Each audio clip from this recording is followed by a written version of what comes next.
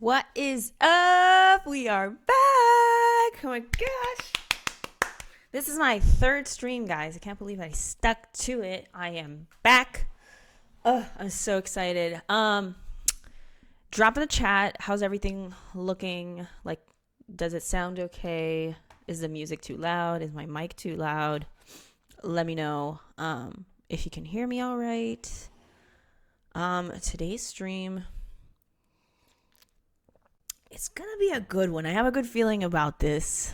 I am super excited. Before we get into the actual stream or anything like that, just wanted to chat a little about my weekend. It's really really hot where I'm at right now. Like it's crazy. There's like a heat wave going on all over the U.S. So if you're in the U.S., good luck. But especially if you're in California, like it's getting to like 105. So like 40 degrees Celsius, over 100 degrees Fahrenheit. Oh, is it good? Mike's good. Good. Good to know. Anyways, so yeah, kind of crazy like that this heat wave is just affecting all of us. Bella, my dog, she's a husky, a woolly husky, so she's just chilling inside right now cuz the AC is saving her butt right now. But yeah, had a kind of uneventful weekend. Just did some landscaping with my husband, which, speaking of husband, brings me to part of what we're doing on this stream today. So we're going to be doing a bunch of like side quests. So they're not really going to be affecting the story of like Hogwarts Legacy.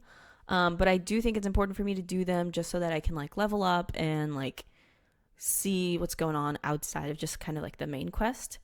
But because it's side quests and it just doesn't impact like our main storyline or like our main plot, I thought it'd be fun to go over something that's been like on my mind throughout this whole weekend. So like you probably don't know this, but I am pretty young. I'm in my early 20s and I'm married.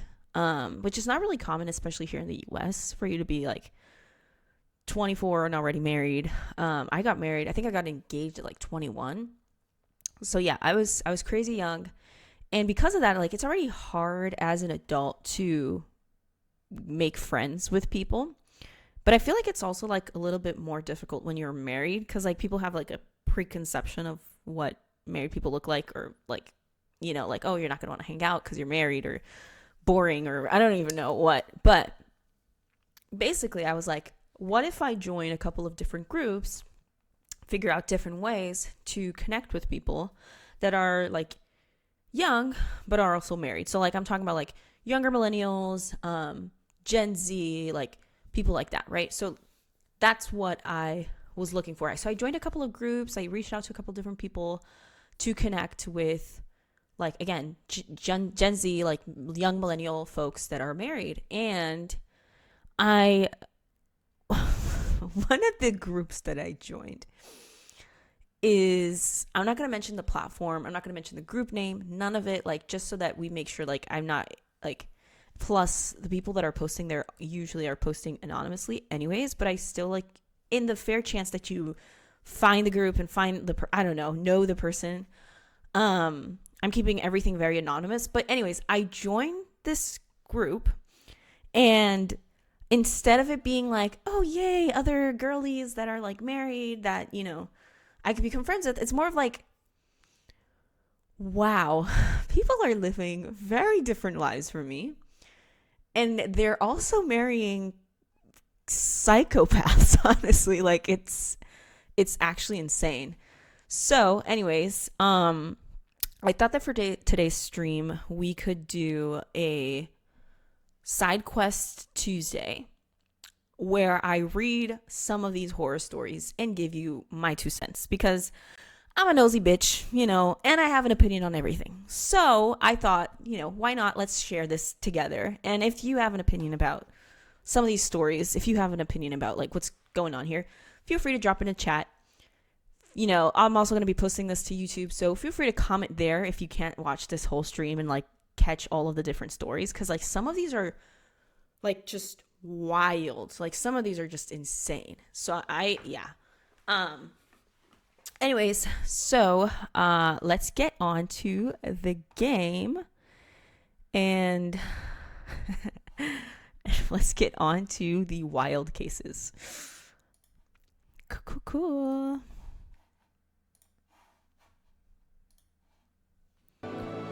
Whoop, whoop. Here we are, folks.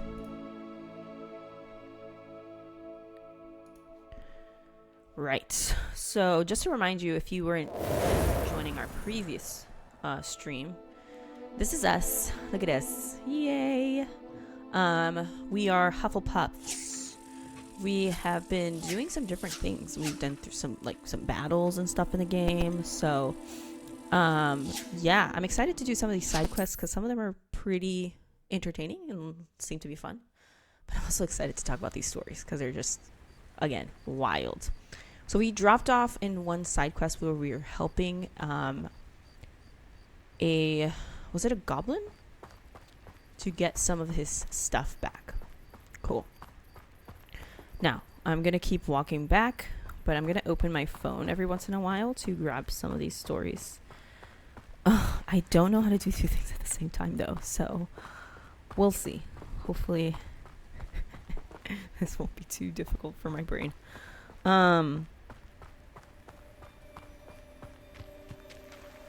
wow, I took a bunch of screenshots. So, we're going to start off with a couple of, like, more tame stories, because some of these are very, honestly, crazy and depressing. But, some of these are really, really just funny.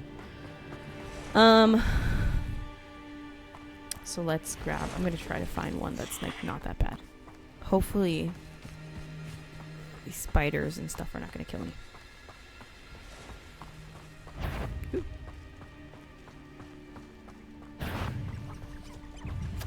Okay, we're gonna start off with this one. No, ignore me. Don't try to kill me. Crap. So this story goes, again, it's an anonymous person, so like I don't think anybody is ever gonna find them, so I'll just read it out. I need some advice. I just found out that my husband lied to me about my wedding ring. When my husband and I were talking about getting engaged back when we were still dating, I told him a million times that she basically says, like, don't waste money on my ring. Like, it doesn't matter to me how expensive the ring is. Like, you know, I want to marry you. I don't care about the ring, right? It doesn't matter if it's real, etc. But he told me he saved up $10,000, okay? $10,000 to spend on this ring.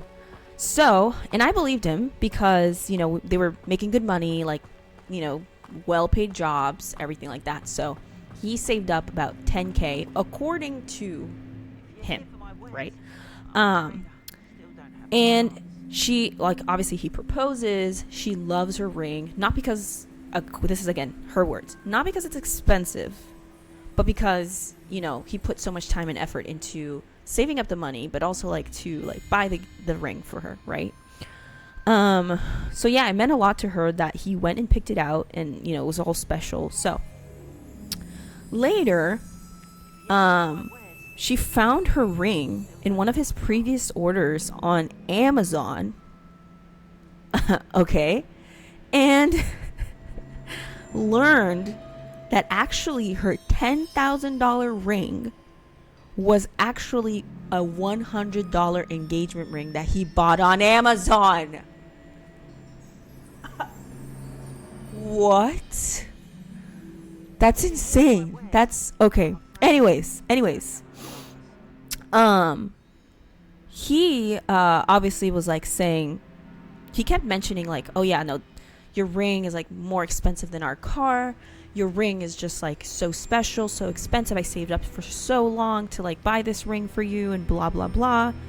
And now she finds out that he bought it on Amazon for $100.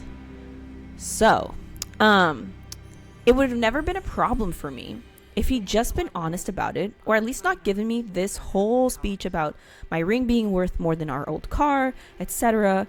But now I find myself not really liking my ring. I don't need an expensive one. But now I just feel like our marriage started on a lie. I mean, she's not wrong. He did lie about it. Anyways, we talked about it and he apologized, but I don't really like my ring at this point because it symbolizes a lie to me. I want to ask him to get me a new ring, tell him that it didn't have to be an expensive one, but that I don't want to wear my old one anymore. I'm honestly really just hurt about the lie and sad that the ring I wore on my wedding day was a lie. This isn't the first lie he told me. He lies a lot, even about stuff that doesn't matter. I just don't know what to do anymore.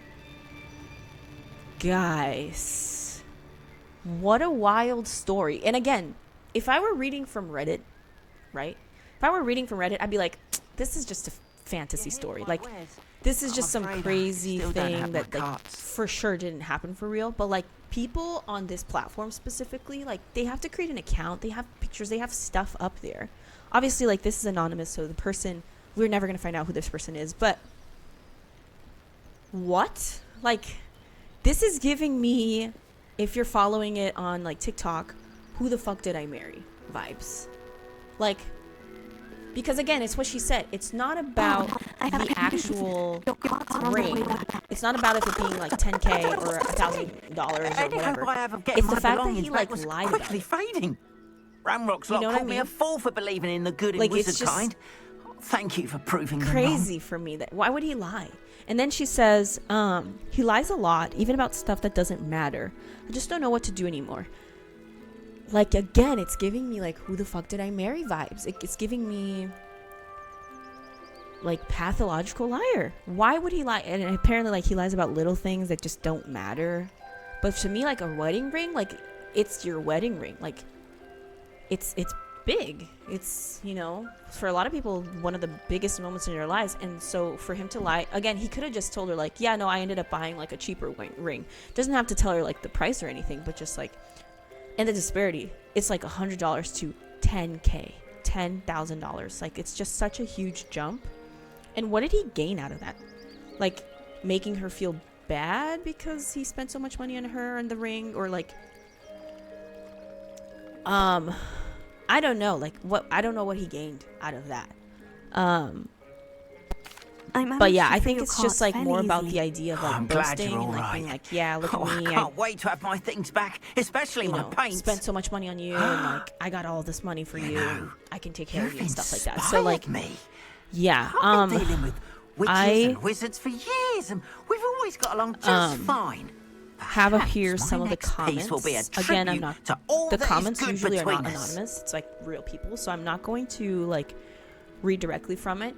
Just in case, again, you see this group and you see the name of the people, even though like this group has like 40K people almost, so anybody can like join it and see what's going on there. But yeah, so somebody like answered saying like, hey, my husband did the same thing and it was like terrible for our wedding or our marriage and I hated it, so we ended up going to therapy. And then he found out like his parents were like narc folks, and yeah, it ended up making him lie a lot about random stuff because I guess he like disappointed his parents or something like that. So yeah, I definitely think like if this person wants to stay to within that marriage and doesn't want to leave, I can't wait to get started. Thank you again for all you've done. Know, like for me that would be such a huge red flag, but they're already married at this point, so yeah, I would just say like therapy. You know, like go to therapy, figure out why is he lying about all of these things. And again, if it's not worth it for you, if you feel like, okay, no, I don't want to be with a person I don't want to put in the effort of being with a person that's like lying to me all the time and not knowing what's true and what's not, like leave. You know, you don't it's not your job to be a therapist for anybody, you know, especially like as a woman. So yeah,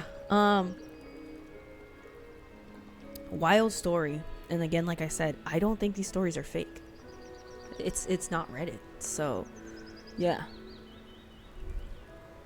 could you imagine like being all happy like, yeah, my husband got me this ring, da da da, he put so much effort into it, and then like finding out it was like $10 on Amazon or something. Like that's insane. Cool. So let's see going back into the game for a second, let's see which one of these do we want to do first.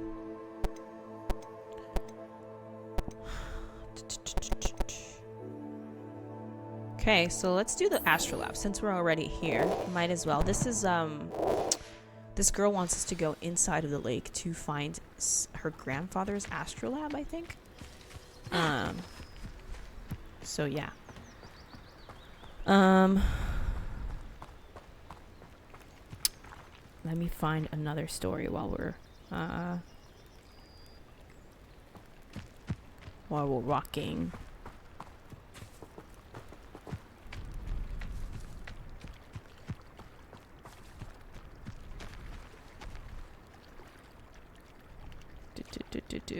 Wait, let me find the story and then I can keep on going with the game.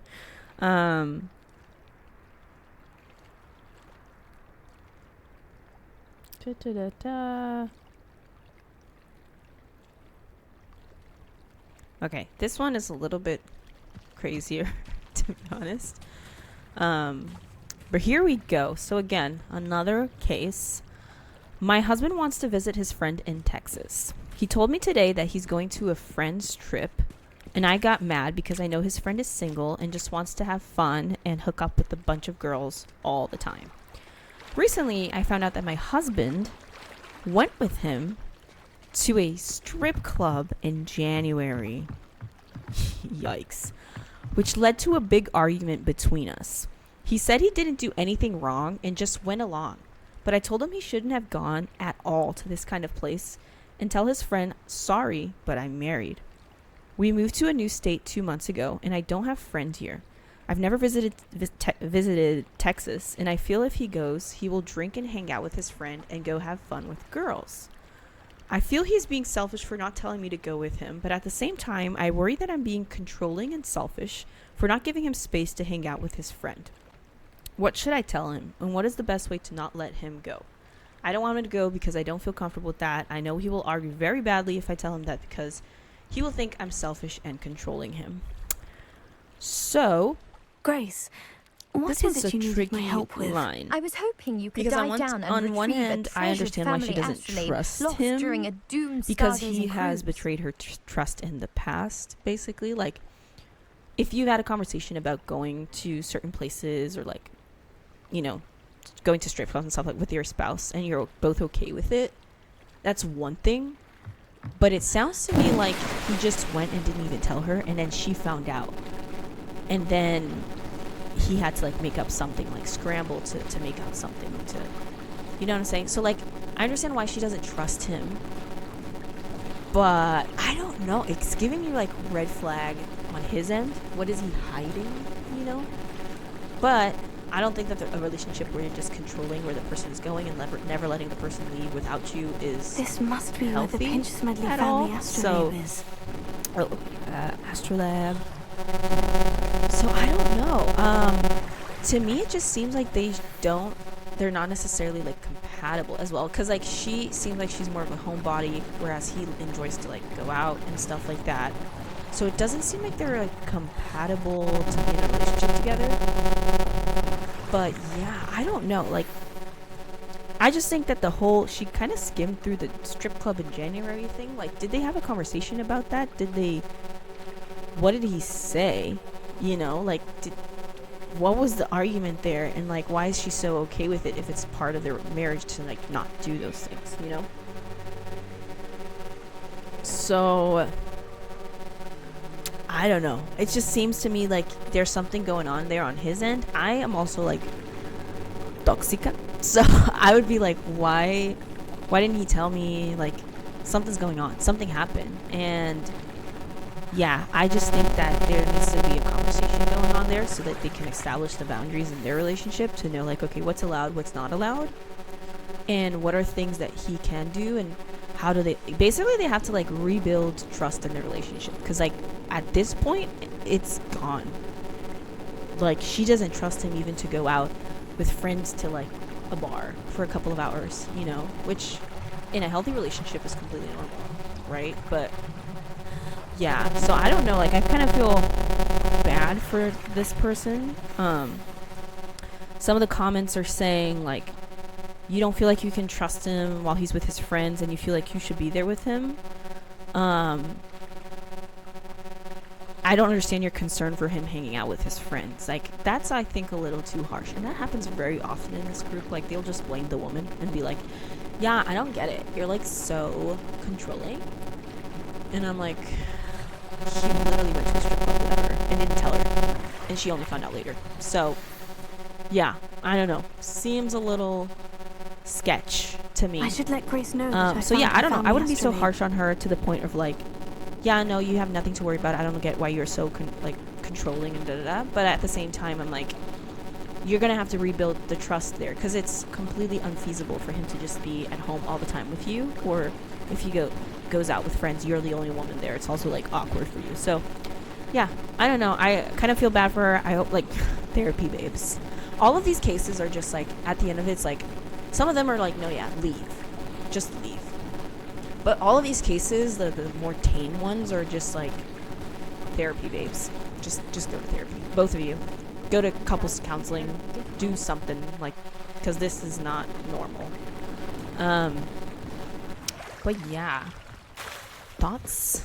What do we think? I think the first case was worse, because, like, the whole lying thing was just really weird.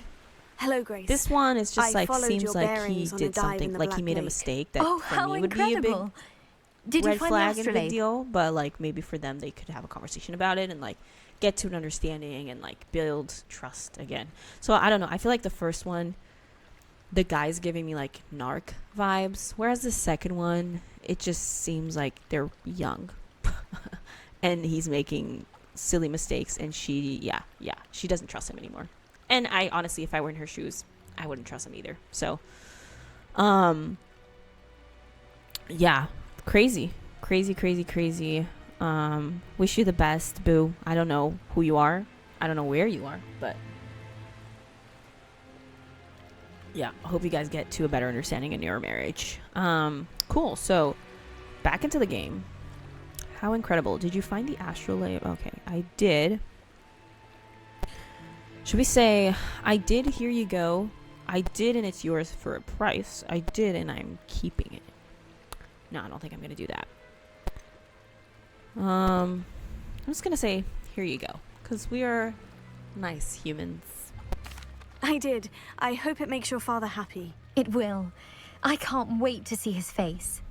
Thank you so much for doing this for me. While they're talking, and for my family. Next case. You do well to keep an eye out for more spots to dive. A diver of your caliber is certain to find all sorts of things down there. Thank you again. And I do hope you keep diving. You certainly have a knack for finding treasure. Thank you.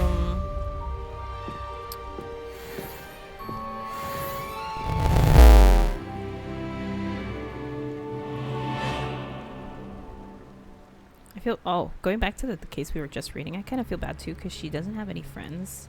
So she feels isolated. I mean, if she had some like friends of her own, maybe she wouldn't feel so isolated and feel like, oh no, I have to go with him. Like, I don't know, find some friends too. Get on like certain apps to like find friends around your area, or don't go into groups in this specific platform to find friends. Otherwise, you're just gonna find some really random people saying horrible things about marriage, like I am now. So this one I'm curious. I think it's kind of could go either way. So I'm having an issue with my husband when it comes to cleanliness and pets. I grew up in a filthy house with lots of pets. He grew up in an immaculately clean house with no pets, and a stay-at-home mom who just cleaned and cooked all day. We've been married for 2 years, and we struggle to find a middle ground on keeping the house. I want it clean, but doesn't have to be immaculate. I also want to keep my dog. He wants the house immaculately clean when we both work full-time, and doesn't want the dog anymore because of dog hair being everywhere. It's become a point of tension because I love my dog. Duh. And I don't want to spend every free minute I have cleaning. He does the dishes about 50% of the time and does laundry and mows the lawn, but the rest is up to me.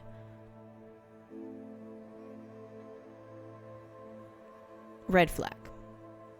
I'm sorry? Wait. You both work full time. And he does the dishes 50% of the, not even like, oh, he always does the dishes. He does it 50% of the time. Does laundry and mows the lawn. Those are all things that you do once a week. And then the rest is up to me. So she does the grocery shopping, 50% of the dishes, all the cooking, all the dusting, all the sweeping, mopping, trash. She does the trash? Shocked. I'm shocked. No, okay. No, it's just in my house, I don't do the trash. I'm like, Chris, go do it. It's just we've been like, I don't know. What if there's like a raccoon or something? I don't know, whatever. So she does everything: the cooking, the dusting, the sweeping, the mopping, the trash, etc. Anyone have any advice on how to get him to chill out and not expect the house to be so clean if he's not really willing to do more cleaning himself? And how to get him to chill out with the dog hair? He doesn't really like the dog to begin with, so I think it's just kind of an excuse to try and get me to get rid of the dog. Woo! There's a lot to unpack here. A lot to unpack. So I think that I should not be. I think that it's okay. Like, if you want to have more of a traditional household, right? Like, if that works for you and you're happy, go for it, you know? What I don't agree with is if you have a traditional household, but it's not actually traditional. It's like only the parts that benefit the man in the situation. So in what way? Like, they're both working full time, and yet she's the one doing all of the domestic labor. So if they were doing like fully traditional, she would not be working. Her work would be the domestic life, taking care of the house, cleaning, taking care of the dog. They don't have any children, it looks like. So basically the kid is the pet. But no, they both work full time. And yet she gets home and she still has to work. Whereas he does work, it looks like, once a week. Mowing the lawn, that's once a week, if that. 50% of dishes, okay, maybe that's like a couple times a week. And then does the laundry, again, probably once a week. Especially if it's just him and her in the household. There's no kids. So yeah, like, it's almost as if it's like, yeah, no, we're gonna do this. We're gonna do like a traditional household, yet you're still gonna work. And I just feel bad for this girl, because she's probably like working then like 80-90 hours per week just in all the household chores, plus like whatever 40-hour job that she has. So that's kind of like my opinion on the tasks side of things, right? For starters, you guys are not managing the tasks evenly, and that's going to get you overwhelmed. But on top of that, the fact that he actually has the audacity to tell her, like, the house is not clean enough for me. Oh my god, if that was with me, I'll be like, oh, then pay for somebody to freaking do this. Because I'm doing it for free, my guy. Like, oh my god, no, I would not be able to be in this type of setting. It's just not for me. But yeah, I just think, like, just the audacity of just being like, yeah, no, the house is like not clean enough for me, and I just feel like you need to clean more. Excuse you? Like, no, I don't think so. Yeah, on the task side of things, they should probably like reorganize the tasks. You want an immaculately clean house? Perfect. Then I'm gonna stop working then, and you get a better job, because I'm not gonna decrease my lifestyle just in order for the house to be clean, right? So I want the same amount of money monthly, and then I can fully focus on cleaning the house. Or if like, oh no, then you're gonna keep working, fine, then let's divide the tasks evenly so that we can achieve that of like having a more to use Accio to get to those books, like clean house. I'm gonna grab these books here. Got it. Oh, I think this is for another side quest, by the way. I just got sidetracked. This must be Cressida's diary. I'd want this back too if I were her. Oh, okay, wait. Pause 1 second on the story. This is another side quest where we're grabbing Cressida's diary, I think, or like parts of her notebook. I feel so bad because it's like personal information, so today was a good day. That is, until Gareth splashed whatever ridiculous concoction he was creating all over my perfectly stewed lace wig. Flies. Had to empty my entire cauldron and start all over again. He's such a menace.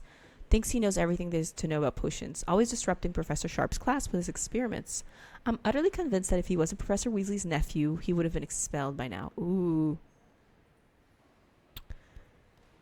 Yeah, I mean, diaries. I used to have a diary as a kid. Just don't do it. Because then, like, somebody's going to open it and read everything there is to know about you, which is really embarrassing. But anyways, going back to the story. So yeah, like, I think they should probably divide the tasks a little bit better in their house. That way it's like she's not going to be overwhelmed, but also he's not going to be unsatisfied with the cleanliness of the house. Now comes the part about the dog situation. Yeah, I feel like if he doesn't like the dog, I don't know exactly how they got the dog. Okay, I don't know if she already had the dog and so they moved in and she took the dog. I don't know if, you know, she was the one who decided to adopt and like didn't ask him about it. I think it's super valid for you to be like, no, I don't want to have a dog right now in our lives. I don't think we're ready for it. And then the other person just goes and adopts. I think it's like valid for you to be like, hey, like, this is a conversation that you should have had before we, you know, brought in another life to our household. On the other hand, if she already had the dog, or if they had a conversation, he was like, yeah, it's fine as long as like you take care of it, or I don't know exactly what went on. Then I think like him trying to get rid of it is just my view on pets and like dogs and stuff is like, it's a life, right? It's like you can't get rid of it. You don't get rid of like a child. And I know that a lot of people are going to be like, it's not the same thing. Kids are one thing, pets are another thing, blah, blah, blah. I get it, but it's still a life. Like, it's still a life that depends on you and will depend on you for like the next 12 to 15 years that they're alive. So I think the idea of getting rid of a dog is just wrong. Like, I don't know, you never should have gotten the dog in the first place if you knew that it would become an inconvenience for you. So I already disagree with the guy there of like just trying to get rid of the dog, especially if it's because of like hair. It's not even like, oh, he's misbehaving, he's aggressive. It's like, no, it's just hair. Like vacuum, you know, like, I don't know. So yeah, that's another conversation that it seems to be an issue in the relationship, is that like she wants a dog, he doesn't want the dog, and now they're having this really big argument about whether or not they should keep it. So yeah, my eyes, you should always like keep that life, and if you know, that conversation should have been had beforehand, but like you should never get rid of a dog. I especially like I'm part of so many Reddit groups or subreddits where I have a husky, and I don't know if you know this, but like huskies are some of the biggest like the highest, I think, dogs inside shelters right now, and they get like euthanized daily, and it just makes my heart so sad, because it's like they deserve to have a life, you know, and for people to get rid of that. She said fluffy. I don't know what type of dog it is, but it could easily be a husky because huskies shed a lot. So for me, like, the chances of that dog being euthanized as well is really high, and the guy doesn't seem to care. So it seems like they also have like different values when it comes to that, which is kind of sad. But yeah, like, don't get rid of the dog. Whatever you do, like, find a family member who you know, for me, I would never, like, if my husband said like, no, yeah, you have to get rid of the dog, otherwise I'm leaving or something, like, oh, okay. That's the last book. You know, like, because it's them back to Cressida. It's a deal breaker for me if the person like is against our child, in my perspective. But yeah, I think that like they have like a somewhat of a different stance on what pets are in their lives and stuff like that, and like it's a conversation that should have been had. But yeah, don't get rid of the dog. Chances of the dog being euthanized is really high, especially if it's a husky. And yeah, try to figure out a way for it to be like maybe an outdoor dog. If you live in a place where the heat is accommodating. Right now, Bella is inside because she can't be outside. It's just way too hot for her, so she's in the AC, staying nice and cool.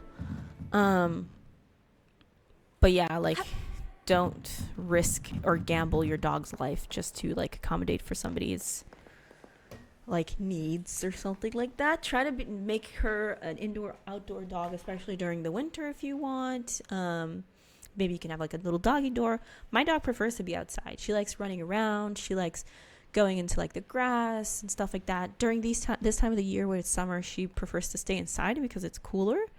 But like, yeah, I don't know. I feel bad for the puppy.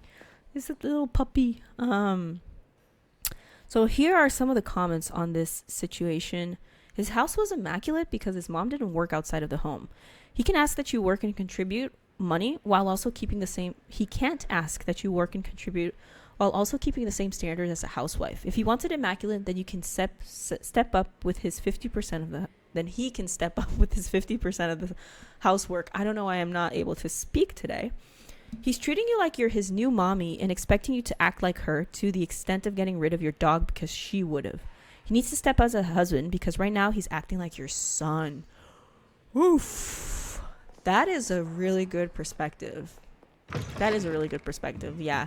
There's a lot of like, unfortunately in this group setting, there's a lot of stories that come up where it's like the man is acting like a man child and like the woman is expected to do everything and the guy doesn't have to do anything, and it's like, oh, what a relief. Sucks for everybody involved. I'll happily take the heavy lot off your hands now. I wholeheartedly agree with what she's saying here. Another comment says, a rule of mine is whoever is bothered by it does it. I don't care about my bathroom counter being immaculate, but he does, so he cleans it for me. If he wants a clean house, he needs to clean it, not you. I would say you can clean after your dog because that's your dog, but I agree with you. He needs to chill out, especially because both of you work.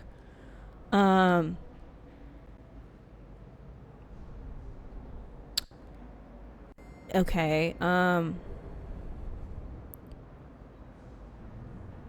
So as the so the thing with this comment here is like, oh, we have a rule where whoever's bothered by it cleans it.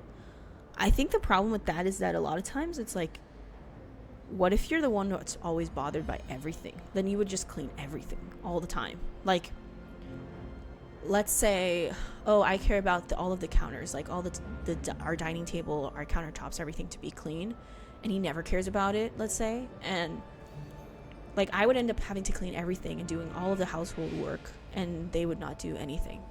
So I don't know if that rule works for everybody. I think the easiest thing is just like do like a little task chart, put all of the stuff that you have to do throughout the week, every day, whatever, and then just assign tasks accordingly. Like today I'm going to take out the trash, tomorrow you're going to take out the trash, today I'm going to clean the dishes, and like just assign those tasks. Honestly, it's interesting how much domestic work can get in the way of like relationships, which is why like I think that people should I think it's important for you to live with we're gonna be a good person here and say, here you go. So I'm just giving her the her diary stuff. I'm not gonna ask her for money or anything like that. Well, lesson learned.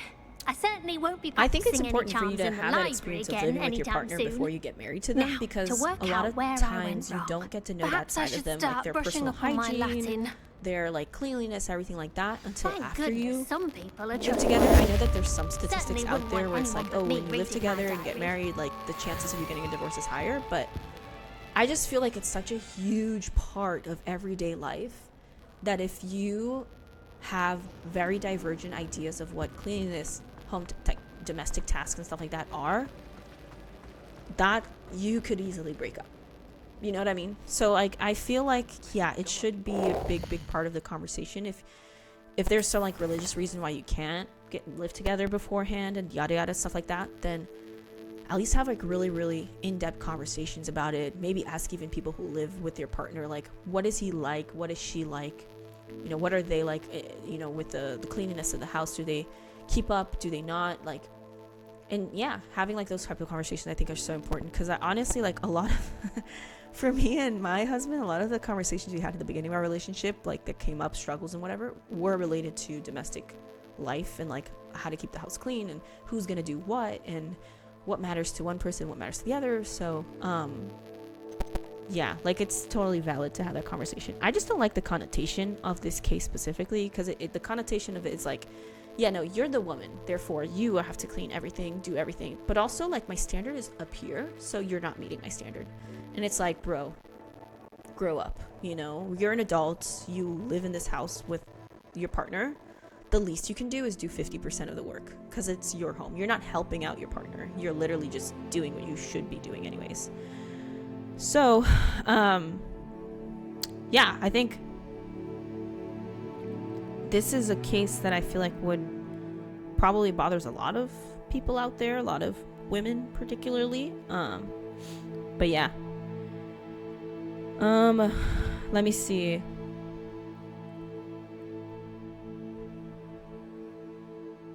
Some of the comments are kind of mean. Your dog, your problem, to be honest. Dog hair makes the house, your clothes, and everything stink. Clearly this person's not a dog person. Like, honestly, that's also kind of a deal breaker. What if you're like a big dog person and the person is not, and you want to have dogs? It's kind of like wanting kids and not wanting kids. Like, it's a deal breaker. So like, what if it's you want to have a pet, an indoor pet or something like that, and the other person doesn't? You know what I mean? So like, just, yeah, have more conversations about what the actual day-to-day life is going to look like before you even get married. Crazy stories that we're seeing here.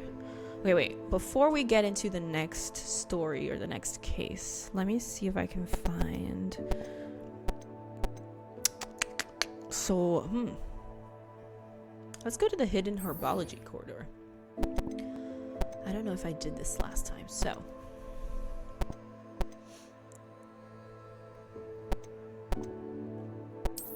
let's go to the map and figure out where we have to go. All the way down there. Okay, wait, is there a quicker way to get there?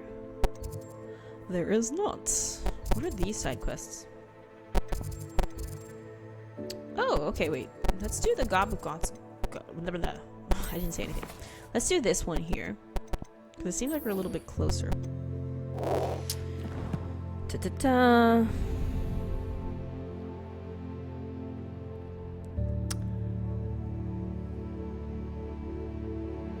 Let me see if I can find that other story.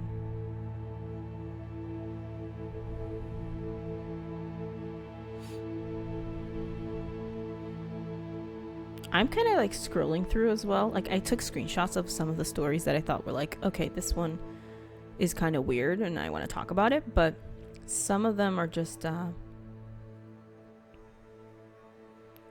whoa.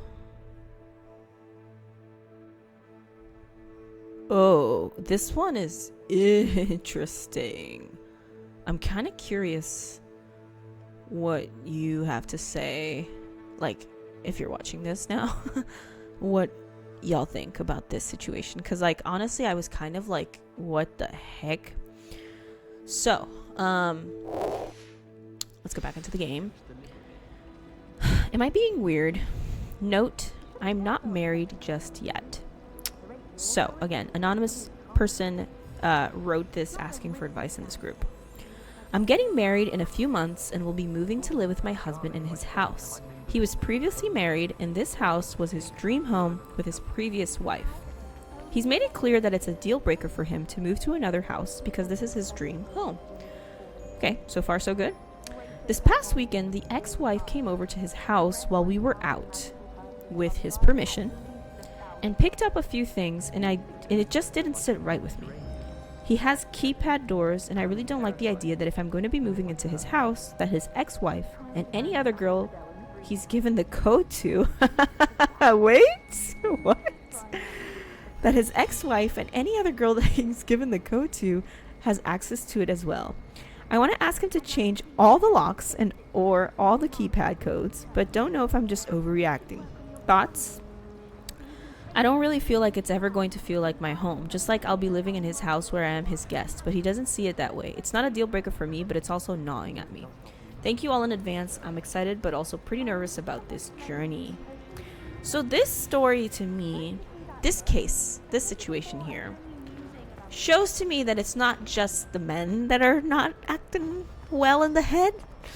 Some of the ladies are also not well in the head. I think it's valid for her to feel insecure about moving into a home where, like, he's had this whole story with this other person. In general, you're going to, in a way, feel insecure, in the sense that you feel like maybe, like, not necessarily like, does he have feelings for her or anything like that. Like, they got a divorce for a reason. But more that, like, this is the home he shared with his ex-wife and stuff like that. I think it's valid for you to feel insecure, but he did mention it beforehand, like, hey, it's a deal breaker if you want me to move, because this is my dream home and I don't want to move out of here. So I just think it's kind of extreme when you're like, oh no, not only do I feel not happy that she has the code, plus it seemed like they have pretty good like boundaries, because she asked for permission to go into the home before just like barging in or anything like that. That'd be kind of weird, but no, she asked for permission. So it seems like they have pretty good boundaries there. But also, like, she comments on the case that, like, no, any woman, to keep an eye on any girl, around the school, any other opposite sex, opposite gender, is not allowed inside it. Like, it kind of gives me a little bit like of the girl, you need to work on your own, yourself. You know what I mean? Like, you need to work on your own insecurities, because this is not about him at the end of the day. Realistically, it's not about him. It has nothing to do with him, I would say. And it has a lot more to do with her, and just like, maybe she feels insecure in the relationship. Maybe he can do his job of like making sure she feels secure and all that. But like, I just don't think that it has to do with him. And she doesn't say anything about their relationship or like things that he's commented or anything like that. I think the only thing he said was just like, hey, I really love this home and I don't want to leave it. So, but yeah, so I would say, like, advice, thoughts, for me, it's just like, I think, yeah, work on yourself and building up your self-esteem and your self-worth, and your, like, working through some of the insecurities you have, because then you maybe probably going to be like, oh yeah, it's not a big deal, and I can make it this my home too. I can, like, maybe change the decor a little bit so it can fit what I like. I can add in more, like, frames of us and our marriage and our, you know, stuff like that. I don't think they said anything about kids, so I'm not really sure if this person has kids with their previous spouse. But like, soon you're gonna have kids, and do you really think that you're gonna be worried about that? I don't think so. You know, like, I could be wrong. Again, correct me if I'm wrong, but yeah, I think this is a lot more about her with herself than it is about like him acting weird, or like their relationship. So yeah, I don't know. I think again, valid for you to feel a little bit insecure, but like to this extreme, I think it's just too much. Let me see if I can I accidentally exited out, so let me see if I can get some of the comments on that post. I don't think I can get any of the comments here. Oh yeah, I remember this one. Okay. What ends up happening is actually a good happy ending. She then goes on to say that she actually went to therapy, and she's had a couple of sessions, and that she's feeling a lot more secure in the relationship, and after somebody advised her to do that. And so, like, yeah, they are still getting married. They're like happier. She feels like she's having a healthier relationship with her husband, which is really nice. So I don't know, it's a win. That for me is like a big win. So happy for them, happy that they're in a healthier place now. But as you saw, like, it had nothing to do with him. It was much more about like her with herself. So cool. Wait 1 sec. Let me see if I can get to this next Copstone.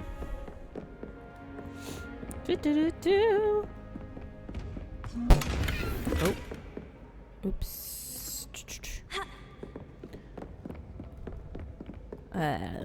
I think they are super far away, and I'm like not at all in the correct spot. Cool.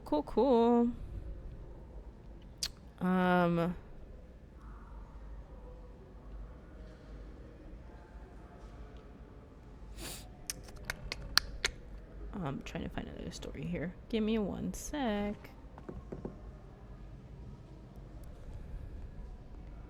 Where is it?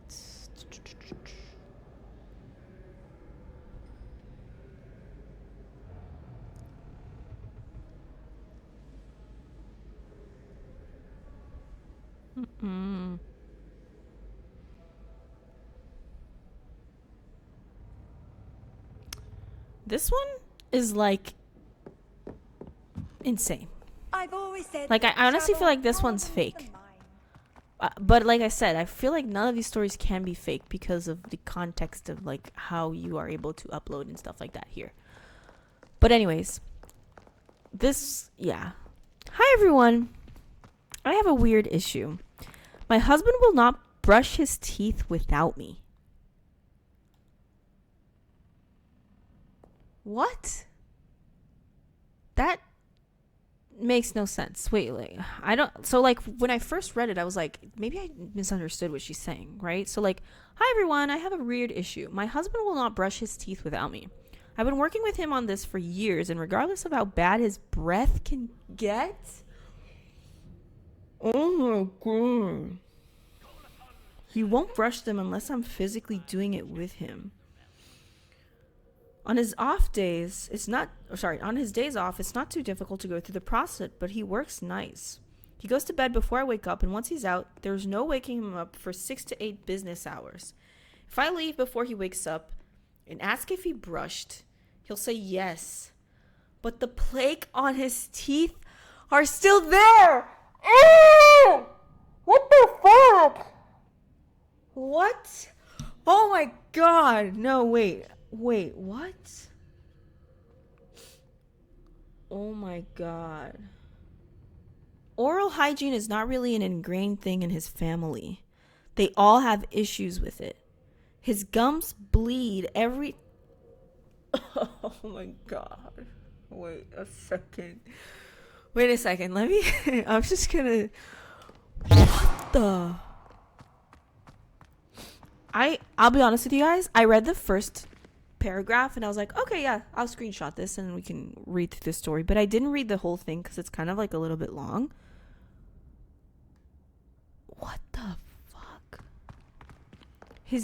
Wait. Oral hygiene is not really an ingrained thing in his family. They all have issues with it. His gums bleed every time, even with a soft toothbrush, and he usually throws up. No, this has got to be fake. There's no way that this is real. Do you think that there's like people who are just out there creating accounts on this platform and just posting stuff? It's not Reddit. Like I said, it's not Reddit. So it's not in there. So how is it that... no. That is so disturbing. Nothing works. We even have one of those fancy water flossing machines, but if I'm not there, he won't use it. I notice his gum line is starting to recede and looks really inflamed. How on earth do I help this man before he loses his teeth? I'm shocked. Like, is this real? Is this a problem that people out there have? Like, that just seems insane to me. And like, you could argue a couple of things, okay? Like, you could argue, because I went to the comments here and they say, like, does he have ADHD? This is a very common thing for people with ADHD. I have ADHD, okay? My husband has ADHD. My best friends have ADHD. And I'm not saying that it can't happen. It could. But I don't think we struggle with that. Keep an eye on high places. Like, we forget to do things. Like, sometimes I'll be like, did I brush my teeth today? Oh, yeah. I did. It's more of like you forget things. So like, for example, when I'm cleaning downstairs, I go to clean downstairs and I'm in cleaning mode. So I'm like, my brain is turned off. I'm in automatic. I'm cleaning everything. And then my husband will come to me and be like, hey, did you see the remote control, the thing that was on top of this table? And I'm like, oh no, I don't remember. I didn't see it. When actually I did grab that remote and I put it inside of the like coffee table or something like that. So nowadays, because I'm aware that happens when I'm in like my cleaning mode, I just tell him like, okay, usually when I see remotes, this is usually where I put it at. So that's the type of things that like I kind of like forget about. But it's not that he's like forgetting to clean his teeth. It's more that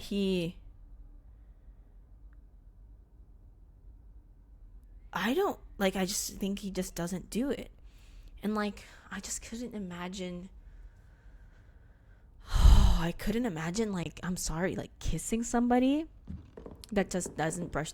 Plus, the other thing with it's like they're saying like, oh, she also says that she doesn't think that he has ADHD. But she says that his whole family struggles with this. So I think it goes beyond just that. The other thing that I thought is like, oh, maybe he's going like through a depressive period where, you know, it can happen. Like people will not like feel like even getting out of the bed to take a shower and stuff like that. So like it could happen. I'm not saying it can't happen, but there's nothing in this post that she uploaded that talks about that specifically.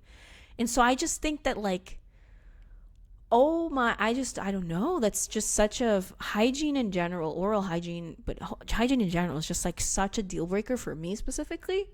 And I feel like that is insane.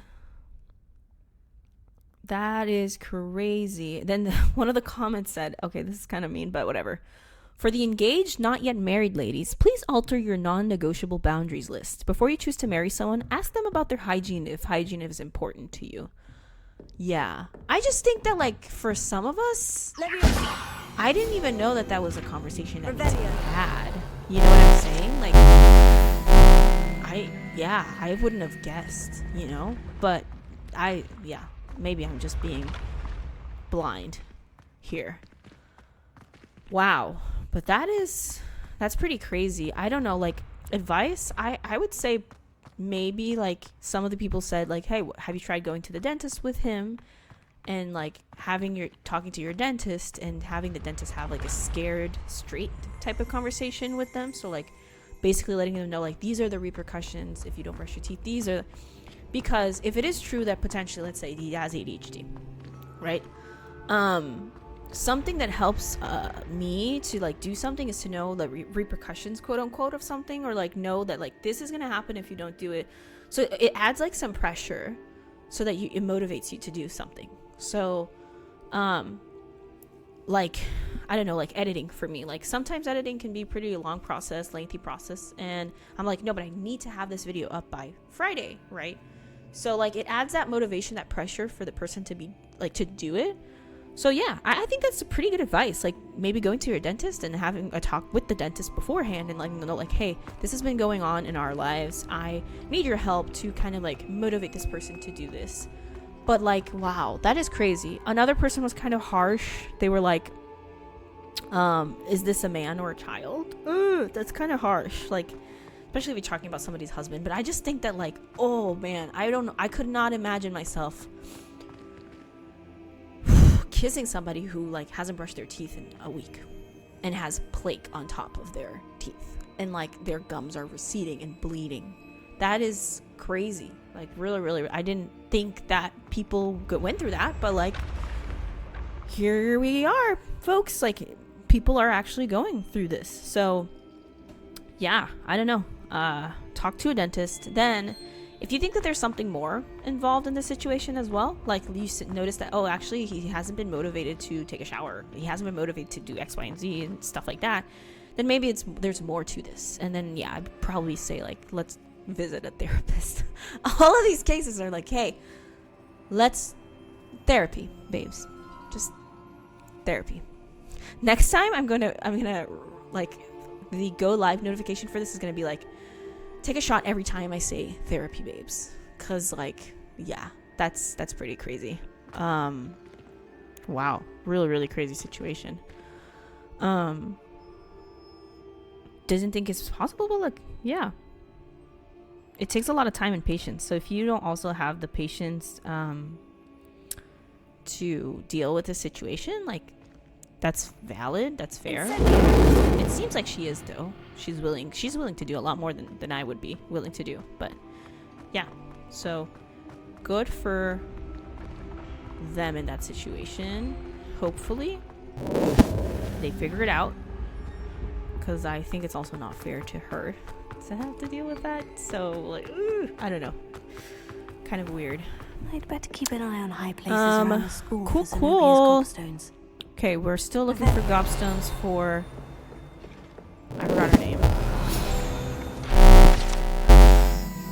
I got another story lined up, but I just want to make sure that I can navigate my way around here, not walk around like a headless chicken. Oh wow, there's a lot of guys over here. Oh, that's the goblet of fire. That's cool. Trophy room. I can see them, but I think they're in the room above me. Revelia. What's this? Dun, dun, dun. Hogwarts Herbology Award. In recognition of exemplary skill in the field of herbology, Hogwarts bestows the special award upon 7th year Hufflepuff Mirabelle Garlic. Our name is Garlic, that's funny. From mandrakes to mistletoe and bubba-tubbers. Oh. To bouncing bulbs, her work with Flora has exceeded all expectations.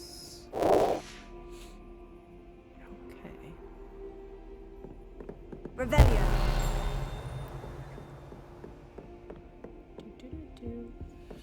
How nice to see you, my young friend. Oh, there it is.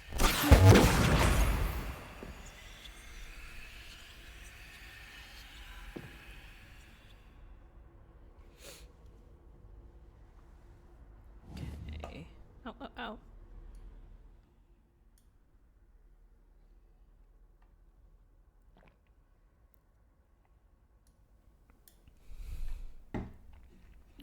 One second, folks. Just having some technical stuff come up here. Da-da-da-da. Cool, cool, cool. I think I fixed it. Thank you to my wonderful hubby for being basically my audio guy. Oh, another one here. Oh, we only have one more left.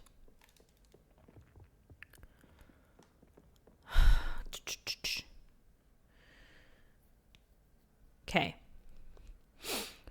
So let's go after another one while I read this other story. Again, these stories are anonymous, so we shouldn't be able to find who these people are. But just in case, I am not telling you like what platform they're writing this on or like what's going on there. It's just you can kind of guess, but I'm trying to keep this anonymous just in case, so I can like, you know, make sure that people keep their privacy private. So here's the story. Hey ladies, please help me and tell me I'm not crazy. I'm taking the decision to end my 8-year relationship. Ooh, okay. Long story short, my relationship has been very bad for a little more than a year. I always brush it off and try to restore things. All right. My husband plays soccer Monday, Tuesday, Wednesday, and Sunday. So he plays soccer 4 times a week. I just found out he plays with women as well.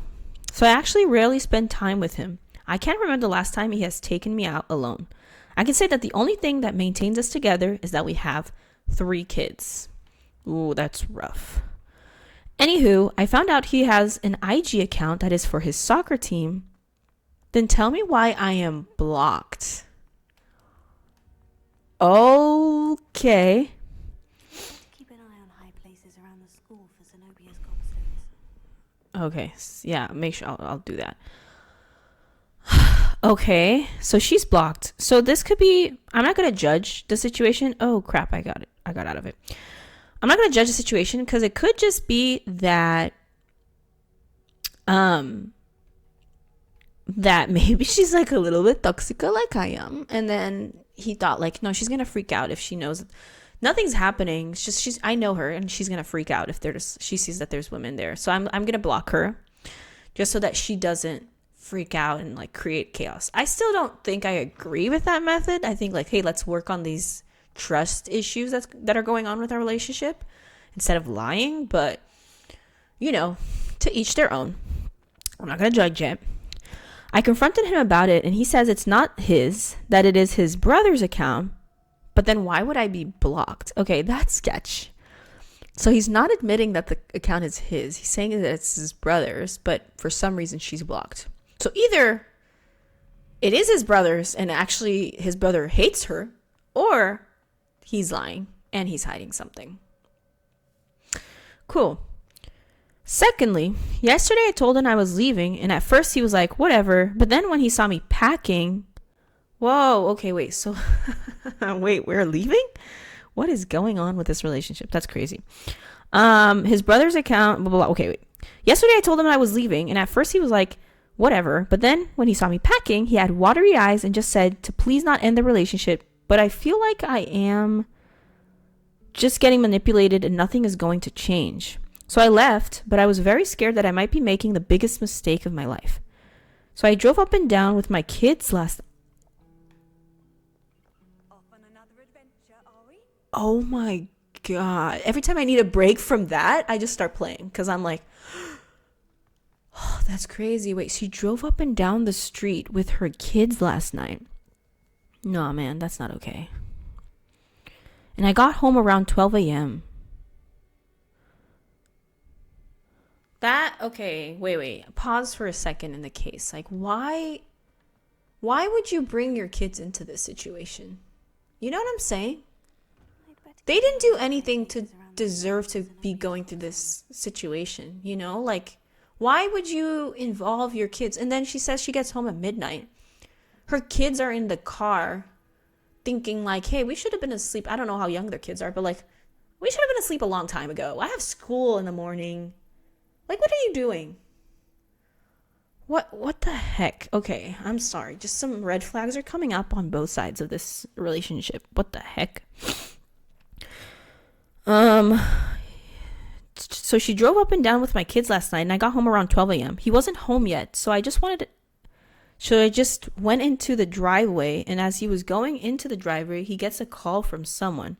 That automatically gave me a gut feeling that something is not right. So as he was downstairs, I go and I check his calls, and the damn call was deleted. That is sketch. That is pretty sketch.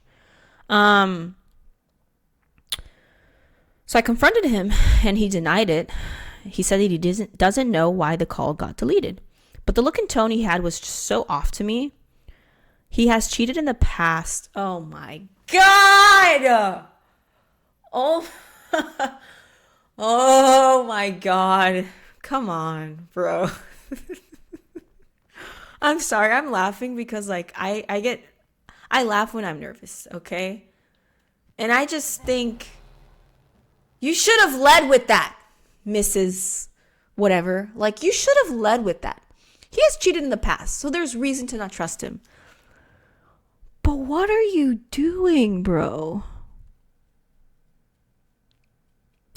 So he has cheated in the past, and the same look tone he had back then is the same look he had yesterday. Crying emoji.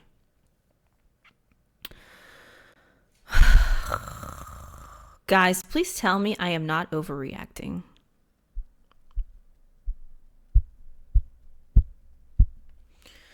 I don't understand people, to be honest. Like, okay, there's just so many layers. There's so many layers to this situation that I just think are kind of like crazy. For starters, don't drag your kids into this. You know, like if you let's say you make the decision to leave. Make the decision to leave. Find yourself a nice little apartment or home, and if it's the case that you're going to stay with the kids, then you take the kids. But don't make these decisions lightly. Don't go back and forth. Don't like, what are you doing? You know, like I honestly at this point, like I just feel bad for the kids themselves. I'm not saying I don't feel bad for the woman in this situation, because like getting your trust broken by somebody you love like that is harsh. But I just think that dragging your kids into that is just so emotionally irresponsible. Like, they don't have anything to do with this. They didn't ask to be born. They didn't ask to, like... So why would you just, like, drag them into the situation that's going on between you and your husband? That's one thing. The other thing is, like, he has cheated in the past, and you forgave him. And though I think that there's situations where that can happen and you can have a conversation with that person and like understand what's going on, and for me at least it's a deal breaker. And so oh yeah, I found it. That's the last of Zenobia's gobstones. So I just think that like if you had a conversation with it and you got into a healthier place in your relationship and you figured out like why did this situation happen, but all that stuff, like maybe you can get back to a healthier place. But like doesn't seem like that, because you guys said that like it's been a year and it's the relationship still sucks, quote unquote. And now he's acting all sketch, and he deleted a call, and he has this Instagram that he blocked you on. It's like, it's kind of obvious to me that he probably is cheating again with maybe one of these women that is also, he's going to soccer like 4 times a week. I don't know. Okay. I could be wrong, but like, why is he going to soccer 4 times a week when he doesn't even take you out for dinners or anything like that? There's got to be a reason why. Like, my dad goes to soccer, but I think he goes like twice a week, 3 times a week, something like that.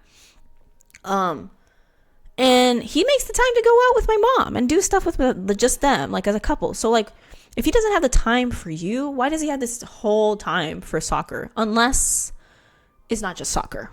Unless, unfortunately, he might be cheating on you, you know? So like, I just think that like, it's kind of weird to me, this whole situation. I just think, I feel the people, I guess, since they have 3 kids, that I feel the worst about it is the kids. Like, the kids are the ones that are the worst in the situation, because not only are they seeing what an unhealthy relationship looks like, so maybe in the future their choices for their partners is going to be reflective of that, but also like, oh man.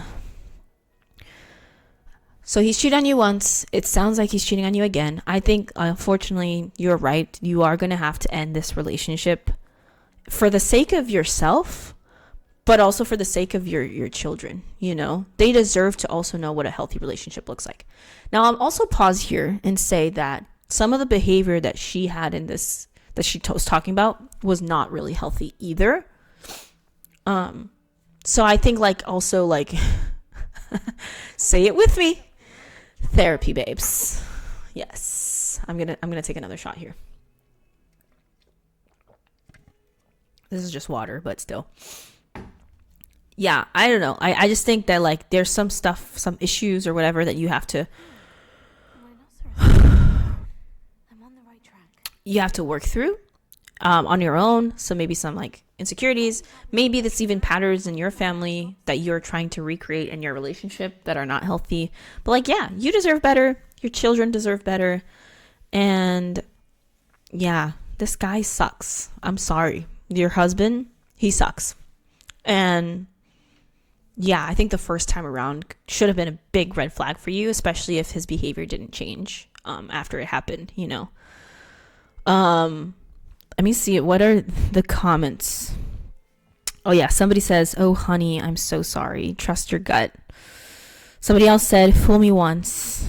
Somebody else said, "A deleted phone call speaks volumes." Oh my god.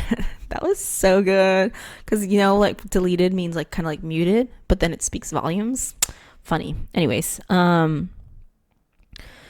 the best thing is to listen to yourself. A happy relationship will never involve cheating and will never make you think of leaving. Do what is best for you and your children. You deserve worlds better, and so do they. Some people were teaching her how to check the deleted messages. Some people were saying like, hey, reach out to the phone company. They can give you like transcripts and stuff. Yeah, so like, yeah, I just think that it's kind of crazy that some people will go through these situations. Like, I feel like it's probably more common than one would think. I just think, again, like, be very aware of what you're putting your children through. Be very aware of the trauma that causes on your children as well. And it sucks that you're the one that has to, you know, think about that. Hey, Anna. What's up? We're doing some side quests today while reading some wild horror stories. Part of this secret group that I'm, you know, joined. It's all anonymous, so nobody knows. But yeah, kind of some wild stories going on. So drop in the comment section any comments you have about some of the cases we're reading today. Yeah, 3 times a week, Tuesdays, Wednesdays, and Fridays. Feel free to join us tomorrow and Friday for some more Hogwarts Legacy. And yeah, so let's talk to Zenobia here just so that I can tell her I found the gobstones. I didn't think it was possible. However did you do it? Common sense and basic magic. May I have my gobstones back? Okay. So this, she was making like people smelly and stuff like that. So I'm not gonna give it to her. I'm gonna keep these gobstones. So no, I think I'll keep them. I'm afraid I've decided to keep them. That'll teach you to stink up your classmates. What? You'd keep my prized collection for yourself? Yes, indeed, I would. Yes. Finders keepers, I'm afraid. Oh my god, that sounds horrible, but it's for a good cause, folks. I did it the other way around, and then she was like horrible. So, oh, thanks for the follow, Anna. Appreciate it. One sec. Cool. Right, so let's take a look into other side quests and see what's going on there. I really wanted to go to the hidden herbology corridor. Yeah, I think I'm going to do this one, Venomous Valor. Let's check out the hidden herbology corridor. Finally, because I keep on going around to different spots. Let's travel there.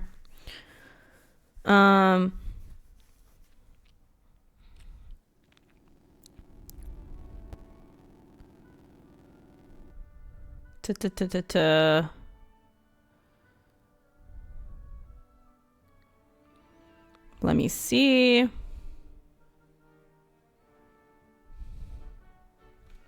Okay, this one's a longer one.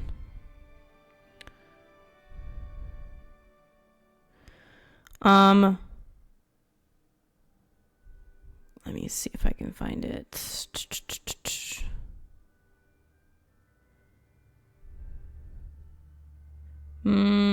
The story's not, yeah, it's just way too long, some of these. Okay, this one's a good one because I feel like there's like a lot of things. Oh, and I am in the US in California. How about you, Anna?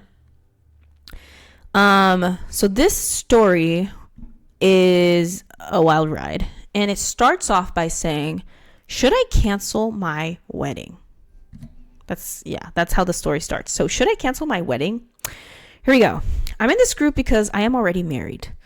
I eloped last year in Las Vegas with my husband and had the best day ever.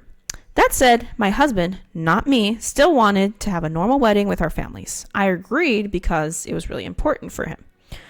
Planning this has been nothing short of a nightmare. Maybe I'm being a little too harsh, but I'm not feeling great. My husband had depression, and despite wanting to do the wedding, couldn't help plan. Okay. All the planning went to me, and I did not even want to do it. This caused a lot of resentment we kind of worked through, and I was excited for a short period. Okay.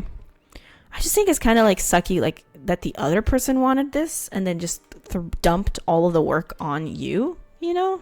That's kind of sucky. But anyways, we just got all of our RSVPs back. We moved across country 2 years ago after college, so I fully expected like 50 to 60% of people to say that they couldn't show up. We invited about 102 people, including plus ones, and only 68 said yes. So, right on track with what we were expecting. But what I didn't expect was the gut punch of certain people who were special to me just not coming. And I honestly just have a really bad feeling about no shows due to losing touch to some people. Even some close family members said yes, but they might be going on...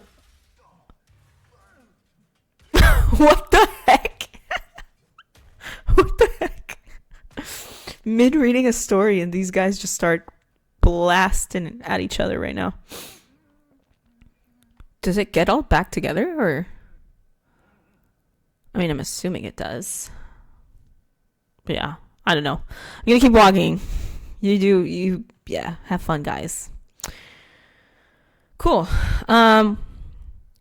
yeah, so she was expecting 50 to 60% of people to RSVP, and is right around the same. Like, they invited about 102 people, like 68 said yes, so that's about the amount of people that she expected to show up. But she didn't expect to get a gut punch of certain people who were close to her, who said that they might not be able to come, or certain people who said that they might be going on a trip that weekend. Really? I generally know my wedding isn't everyone's life, but aunts and first cousins I thought were locks to come. Since I was forced to do this, I planned the wedding how I wanted it and executed my vision. I wanted to save the money. With us traveling and staying there for 2 weeks before our wedding to prepare, the entire thing will run at about $30,000. $30,000, that is a lot of money.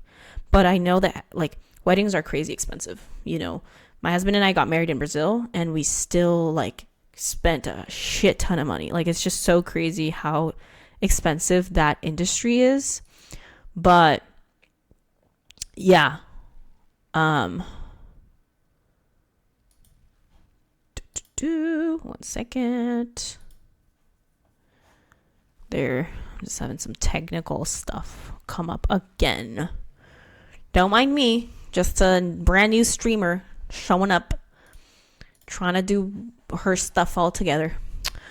Cool. Anyways, so they're gonna spend about $30,000 on their wedding. No one is helping us.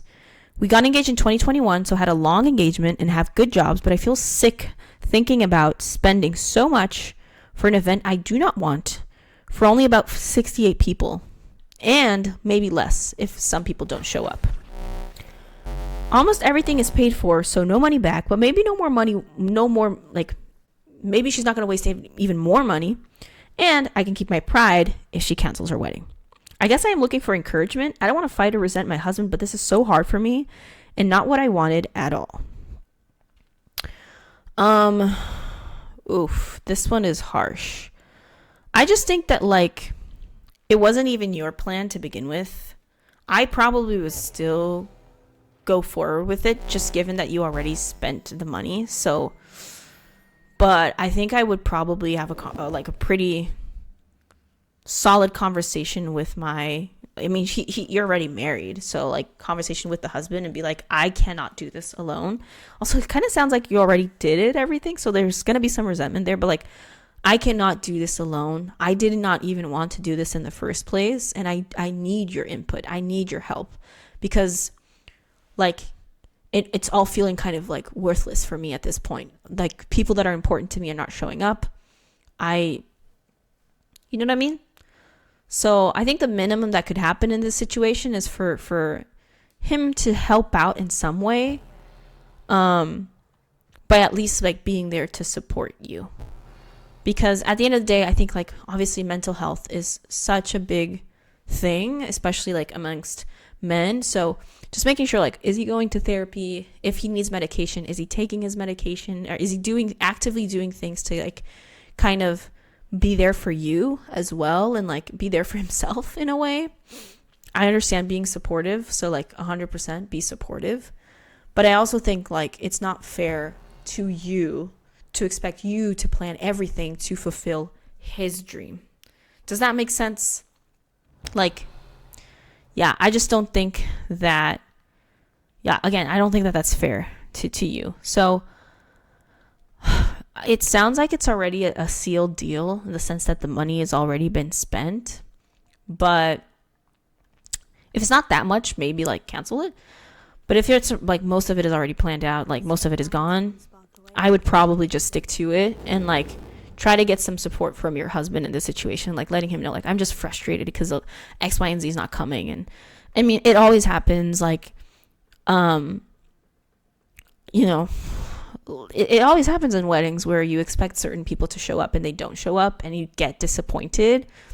And unfortunately, that does kind of change a little bit your relationship with that person, because you kind of feel like, oh, this is the biggest day of my life, and I know that my life is not, you shouldn't revolve your life around mine, but, like, at the same time, it's just, there's no way for you to, like, not feel like that disappointed, like, gut feeling. So it sucks that that's happening. I think that there's more that can be done on your husband's end.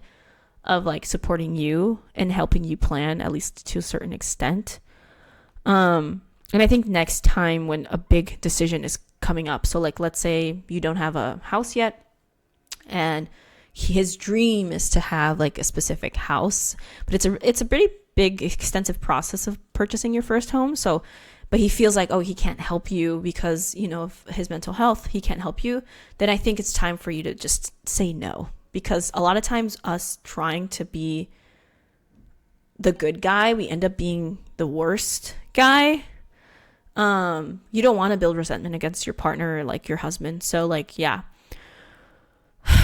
that's such a sucky situation. And I don't think her husband is a bad person or anything like that. Like some of the other cases we read where it was like, this person is objectively not a good person.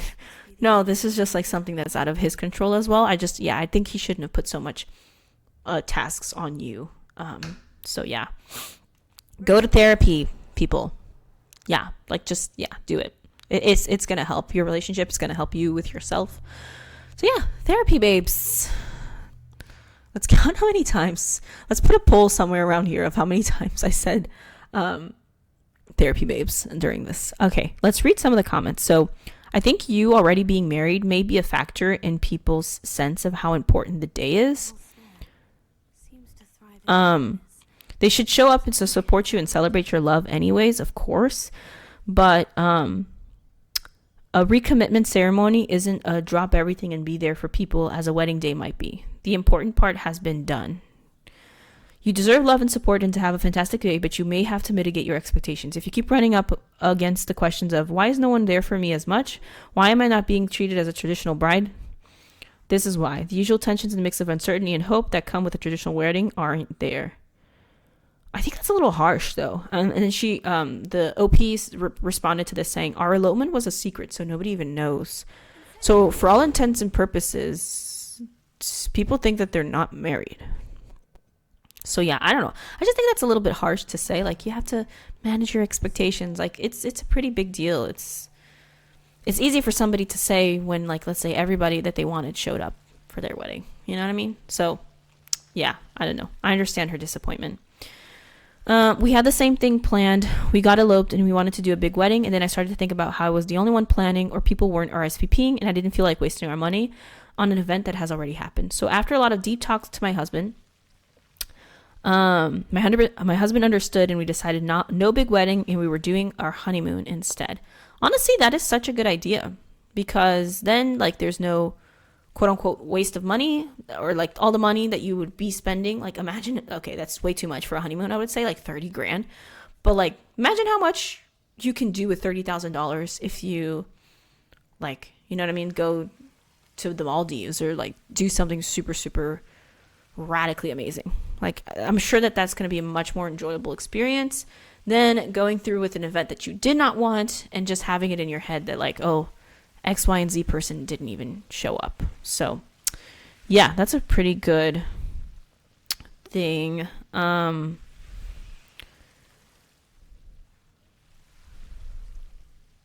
Somebody else said like, oh, it's important to remember that you're doing it for yourself.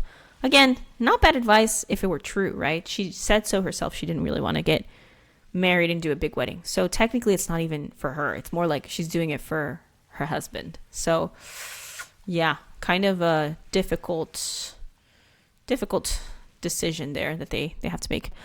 But anyways, that case I feel like was not so bad. I feel like if I knew that a lot of people were not coming and I haven't put a lot of money down on a deposit or something like that, I probably would just, oh shoes, I just blasted myself. What an idiot. I probably wouldn't bother to,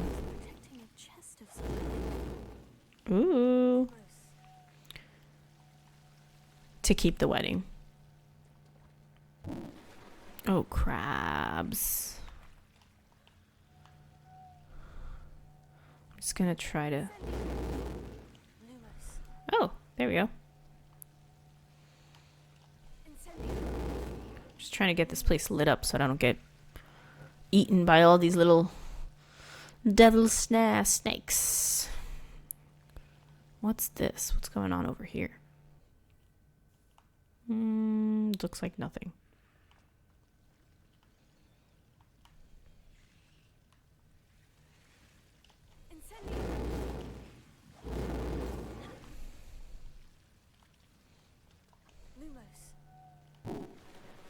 Okay, we survived this part. Ah. Cool. Now we're going in. That enormous venomous tentacular would be enough for Duncan to prove his bravery. All right. Is there any place where I can put fire so I don't have to keep on putting?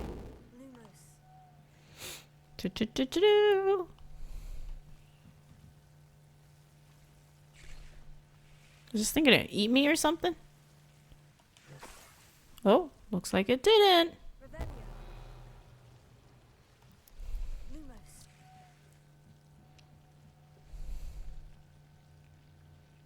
Okay. All right, that was easy. Cool. Whew. These cases, man, makes you wonder. Like, it makes you think. Oh, nice. We get back to... Oh, I can just grab these? Interesting. I'm gonna just grab these and this one too. Now, how are people gonna know if I grabbed it from there or if I grabbed it from literally the greenhouse, right? Because, like, technically it's the same thing. So how do people, like, how are they gonna know where I grabbed it from? They won't. I'll answer your question. They won't. But a deal's a deal. I got it for him. Now we're gonna go give him the venomous tentacula. Leaves. Okay, while I'm doing that, let's see if I can find another story. Oop.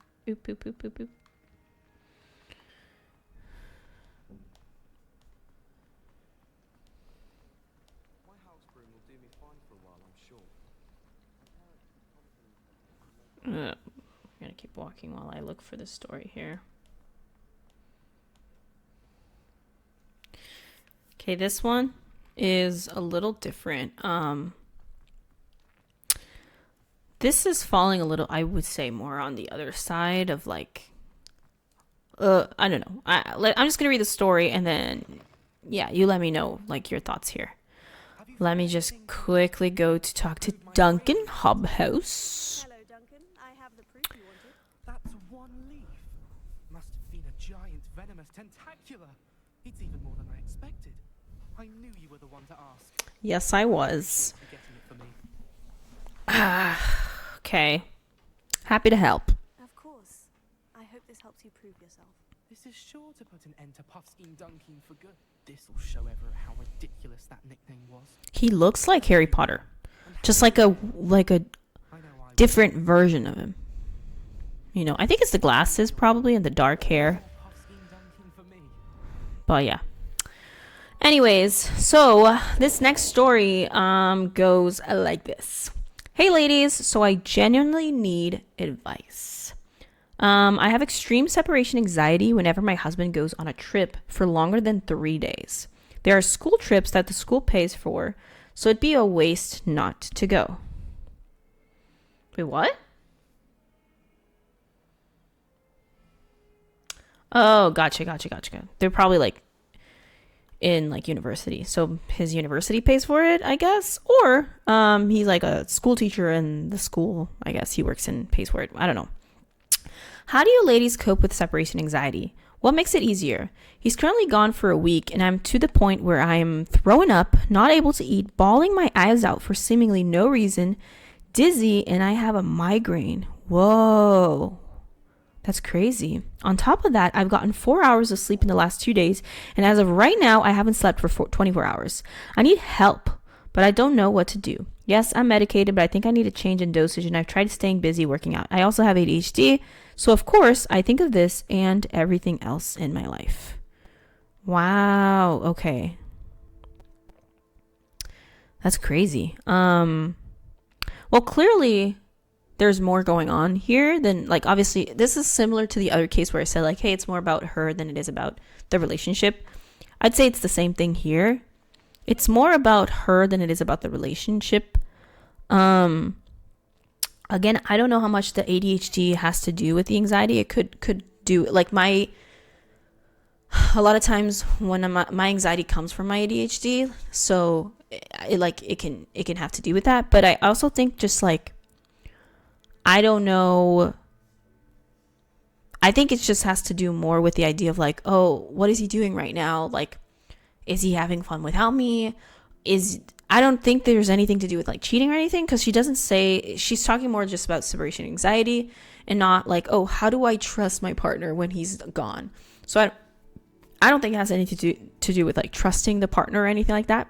It's really more so kind of like, how do you keep your mind busy so that you don't think about it? So for starters, I would say, like, if somebody's going through that, I would probably say that like, this level of anxiety when somebody's gone for just a week is not normal.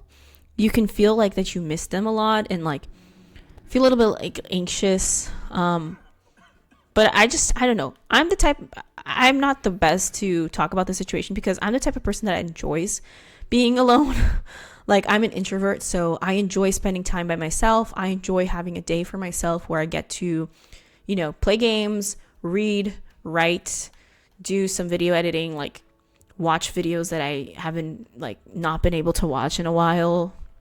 So I enjoy spending time alone. And I know that that's not the case for a lot of people. Especially, like, people who are extroverted, they enjoy being around other people. It makes them feel more energized when they're around other people, and not when they're just like, on their own, having to, like, sit there and simmer in their thoughts. So I'm not the best to be, like, commenting about that, because, like, what I would say if I were in that situation where, like, my husband is constantly gone, like, every, like, let's say 6 months, he's gone maybe for, like, a whole week without me or something like that. I don't know.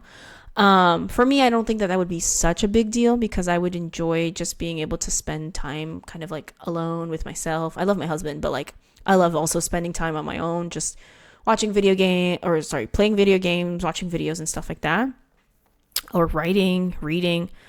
So yeah, there's a certain level of, like, anxiety that I think is normal. I think this level that she's talking about, where she says, I cannot sleep, I cannot eat, I am physically ill, nauseous, all of those things, like, I think obviously, like, that goes to a level that is way beyond what one would consider, like, normal. So I'm gonna have to say it again. I keep saying it, but, like, therapy, babes. And like, maybe she didn't mention anything about other situations, but, like, probably this is not the only situation that gets her very, very, very anxious, I would guess, right? Maybe there's other situations that happen in her life, like in her career or something, where she probably gets excessively anxious to a point where you can notice that it's, like, more chronic than it is standard or normal or whatever. I don't know. But I probably say, like, in this situation, having, like, an honest conversation with a therapist, and, like, understanding what is it exactly that gets you anxious? Is it the idea of him being there and like, having fun without you? Is it an anxiety that's driven by, like, you've been cheated on before, so you're scared of them cheating? I don't think that's the case for this person, but, could be the case for other people. Is it the idea of being alone and you don't like being alone? There's just so many different things that it could be. And if you don't know where the root problem is coming from, of, like, where your anxiety is coming from, you're not going to know how to, like, navigate it and get better, so that when in the future your partner does travel, you don't feel this, because obviously, like, not even your husband wants you to feel this way, like, if they love you and, you're in a relationship together, they want you to feel happy and okay when you're alone. So, yeah, I think benefiting from therapy, from a therapist, just digging into your thoughts and just being like, what's going on up here that's causing these feelings to come up. Again, guys, I'm not a therapist. So therapist is going to be much more fancy with the terms and stuff like that. I did go to therapy for a long time, like 2 or 3 years. So like got well acquainted with some of the stuff there, but obviously like I'm not a professional, so like I just say like go talk to a professional, I think. And if it's the situation where it's like, oh no, I need to get medication, because again, it's not just this situation in my life, there's other situations that are causing me this level of extreme anxiety, then yeah, medication might be for you. So like, yeah, have a conversation. This also has a nice ending as well. We got an update from OP. And she said, update, I went to therapy and to my psychiatrist and got the meds needed to finally sleep and subside my anxiety. Symptoms are dialing down and the hubby is home now, so we are working on things. And then, yeah, people were like, yay, I'm so happy for you. Like, I'm so happy that you're, feeling better, and yeah, hope that you can work through that. Because obviously, like, it's going to come up again in the future, so working through that and working with a therapist, a professional, on like what you should do and like what are some exercises that you can do to like make sure that you're not gonna get that feeling anymore, is gonna be really helpful in the future. So yeah, but I'm glad that like she's putting on the work and like taking the steps to get to a healthier place. So yeah, that's nice. Another comment said, when I was a kid, when my dad went away for business trips, my mom and I had girls' nights where we get junk food and take out and watch dumb Disney movies, early 2000s live action era.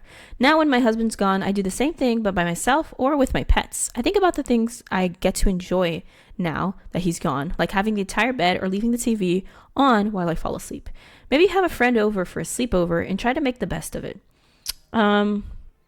Somebody else, I think that's like exactly what I said. Like, I wouldn't be able to like necessarily relate to what she's saying, because I enjoy time by myself and I enjoy doing all the things that I enjoy doing. So yeah, I think that's good advice. The other person said, there's definitely times where my partner has been away for more than a week at a time. It isn't often, but then it does happen. It's definitely not easy. I try to pick up extra hours at work, do some things for myself, like going to the gym, taking myself out on a coffee date, hanging out with my sisters or friends, and honestly just having family time and a little bit of me time. And I still like to text him on the regular, like just any random little thoughts I'm having throughout the day, or just even pictures of things I want to share. It just makes me feel like we are both including. Hope this helps.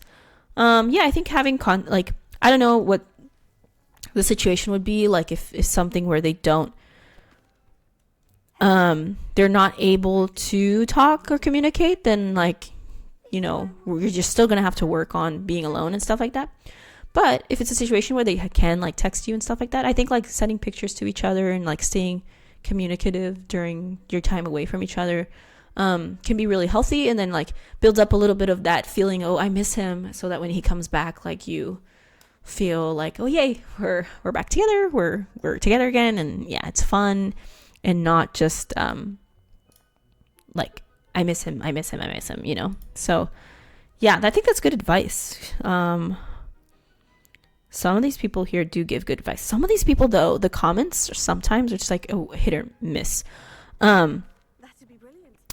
Because some of them are like completely blaming the person, like the victim in the situation. Like, you're insane. You shouldn't do this. You shouldn't do that. And like stuff like that. Like, I don't know.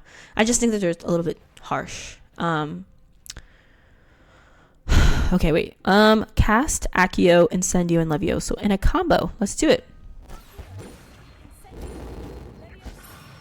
Success.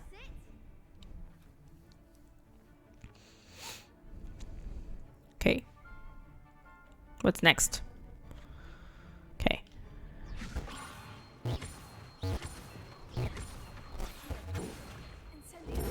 Woohoo! Complete the spell combinations before the dummy hits the ground. Let's do it.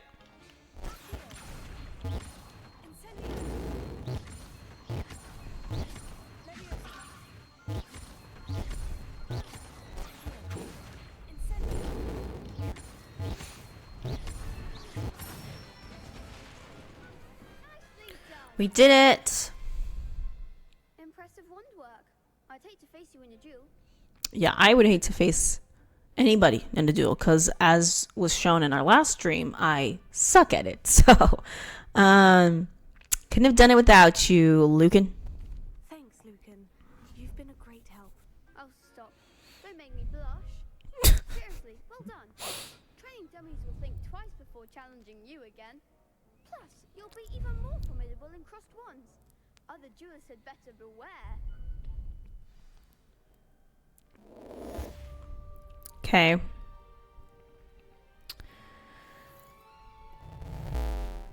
Woo! We are level 12 now, guys. That's exciting. Sorry, I'm looking over here because I'm looking for the next story.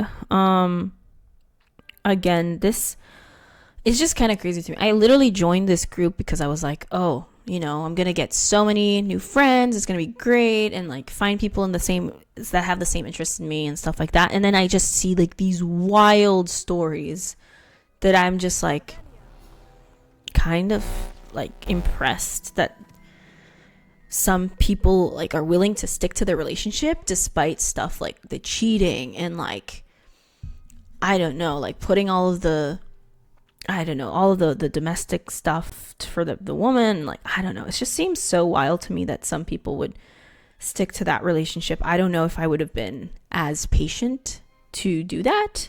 So, yeah. This other story is kind of short. So I'm not even going to read through it. I'm just going to tell you the story. So the story is basically, again, an anonymous person posted this. So this person and their partner have been together for about like 6 years. And he, throughout these 6 years that they've been together, he has the password for all of her devices. He has a password for her phone, her like Kindle, or like her computer. Basically all of the devices, he has the password for them. And so sometime past like in their relationship, and I think about 2 years ago, she asked him for the password for his phone. I mean, you have the password for my phone, like, so the least you can do is give me the password for your phone, right? Wait 1 second, let me decrease the contrast. I feel like the contrast looks insane on my computer right now, so I'm like, it's not gonna make a difference for you guys, I don't think so. Just so I can see a little bit better. Cool. Anyways, so context, they've been together for 6 years. About 3 years ago, he asked for the password for her phone. She willingly gave it to him. She doesn't have anything to hide, whatever. Oh, sorry. Throughout the whole relationship, he has the password for all of her devices. She doesn't have anything to hide. Like, you can check my Facebook, you can check my Instagram. I honestly don't care. So, about 2 years ago, she, for whatever reason, like, needed his phone, and he was being really defensive about it, right? And she was like, you know what? And that made me realize, like, you have the password for all of my devices, all of my, like, social media and stuff like that. But I don't have the password for any of yours. So why is that? And he's just like, oh, I don't feel comfortable, kind of, like, brushes it off, yada, yada, yada. So she decides to like, hey, I want the password for your phone. Like it's what's quote unquote fair, right? And he goes and says like, yeah, no, I don't feel comfortable. Like, I don't think that you should have the password to my phone. Stuff like that. It's just kind of like weird to me. That's a red flag for me. And then the last time she brought it up, he says, I don't feel comfortable because I'm the man in the relationship and I should have control. What? Like, what? Like, why? Yeah, to me, that's kind of like crazy that someone would put trust on a pedestal like that, where it's like, no, yeah, I need to have control of the relationship. You are just the woman, so you need to be like submissive to me. And I know that there's some people out there, they're going to be like in more traditional marriages, whatever. But I just think that it's kind of sus that why would he need all of the passwords of hers and she couldn't have the password? And then to me, like, the biggest red flag is the control thing. Like, that would be just such a big red flag for me. I would be like, wow, excuse me? Excuse you? Like, you know?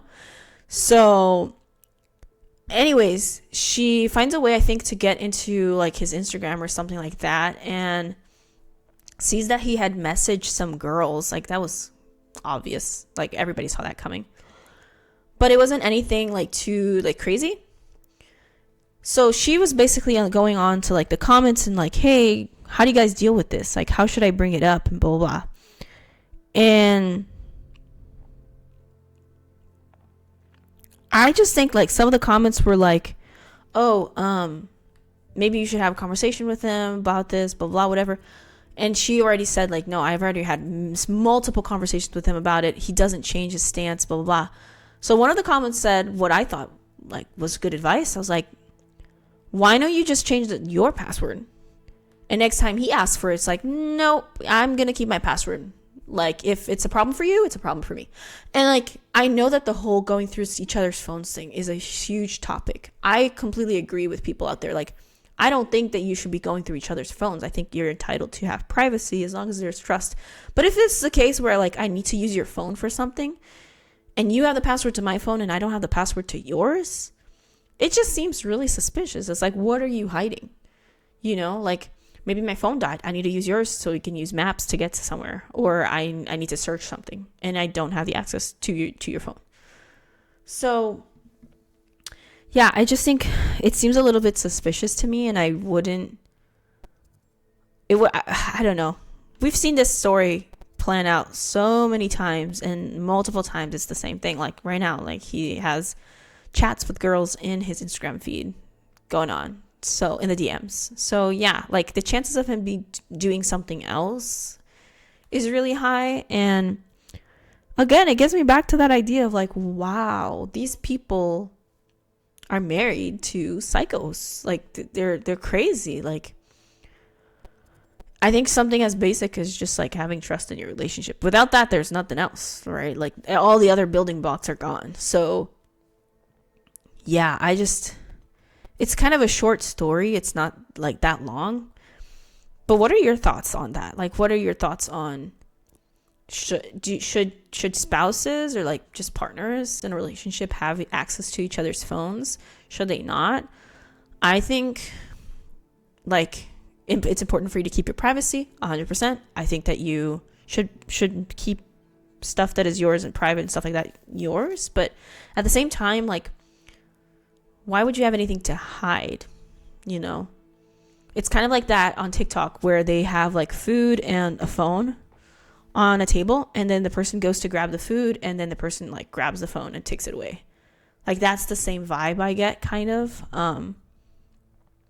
And then the real ones are actually going to pull the food away and be like, nope, the fries are mine.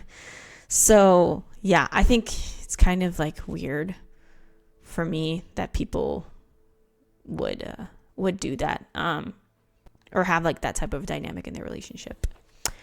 Anyways, okay, so we are doing another side quest here. This is the treasure map for Arthur. So we started off here. And then there's like a door here with a dragon, and then you have to pull this painting.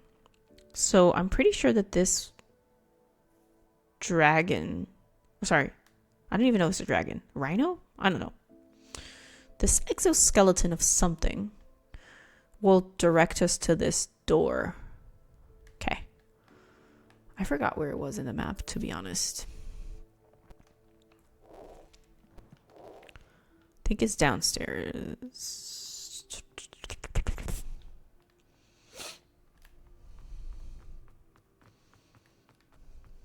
Okay.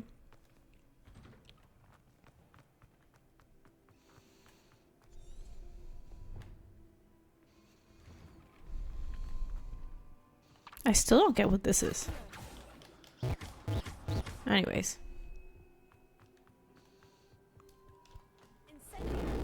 Boop boo.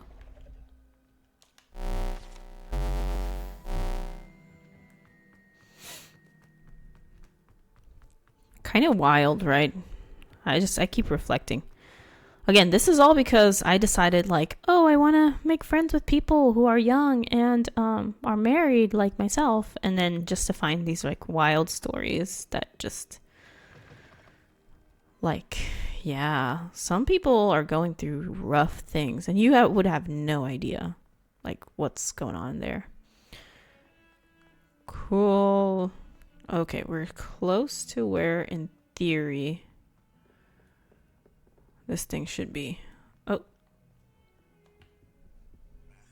that's so cute.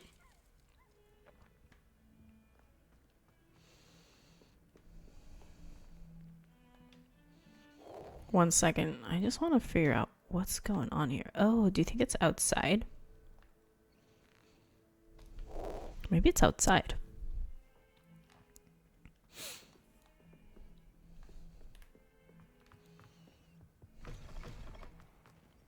Can you even go outside?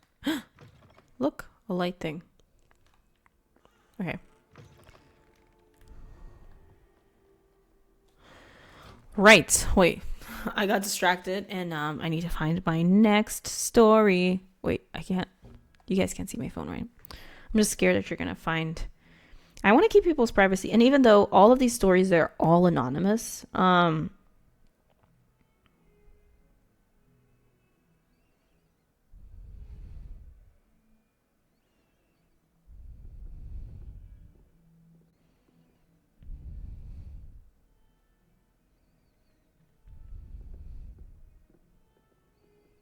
Okay.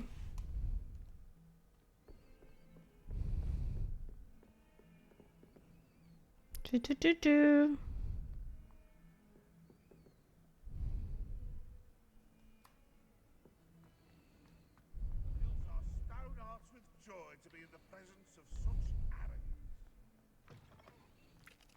Oh yeah, we're correct. This is outside. That's where the dragon thing is here. There's the fountain. I'm getting closer. Okay. So then there's a door, right? Oh wait, let me talk to this person. Keys are back. Aren't they brilliant? Is everything all right? Yes. I'm sorry. Okay, let me see if I can find the next story. I'm Nelly, by the way. I'm getting lost in all of these screenshots that I got. Daedalian keys are back. The what keys? The Daedalian keys. Surely you've seen them flying about. Rumor is that a former headmistress, Professor Mott, conjured them to protect the contents of certain locked cabinets years ago. Professor Black couldn't be bothered to disenchant the keys, and they appear every few years. You should try to catch one. Why would I do that? Each key will lead you to a locked cabinet somewhere in the castle. If you can manage to get the key into the cabinet lock, not an easy task, you may find a reward. Okay. I'm just gonna keep asking her questions so I can keep looking for the stories, guys. So. It had something to do with keeping Peeves out of may not be true. He's a poltergeist. I thought they could go almost anywhere. Surely you'll be trying to complete the challenge as well. I've tried, and I can't even get past the first cabinets. Perhaps you'll have better luck. I'd love to know what's in the cabinets.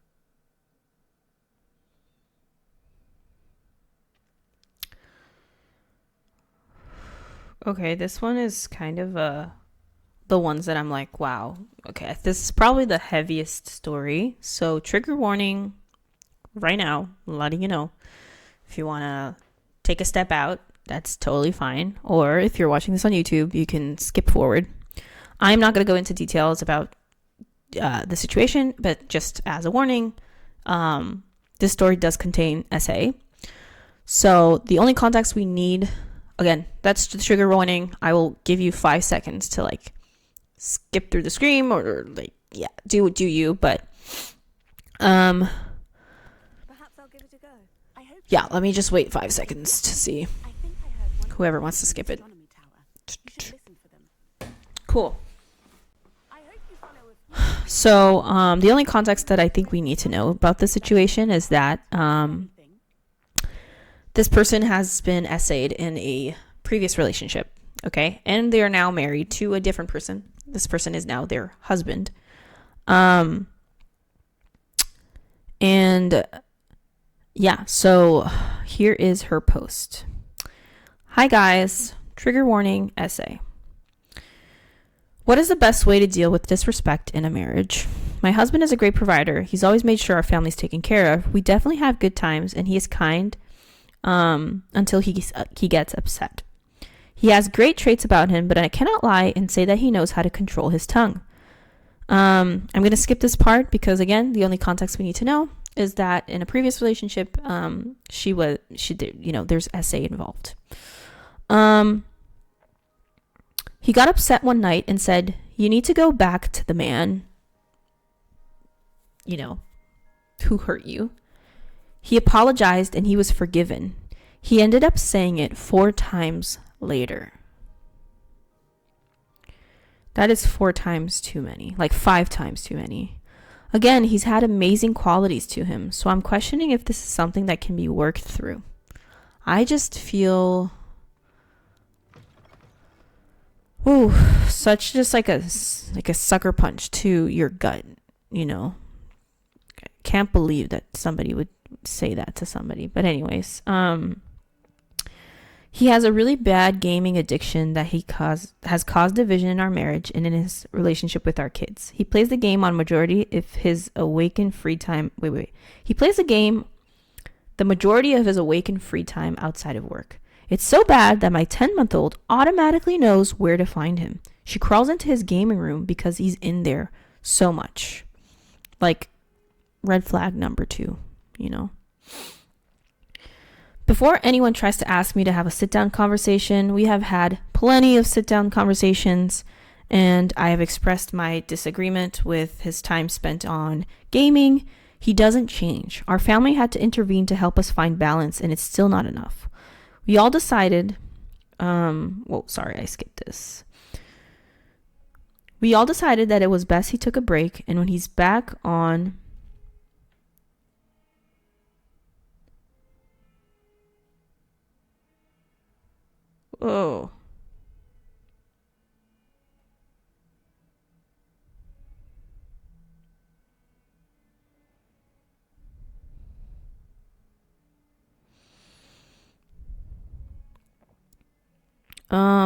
I just cut the story in half here, but we all decided that it was best he took a break, and when he's back on, he then once again, out of nowhere, with me standing there listening, he says, "Please go back to the man who hurt you, like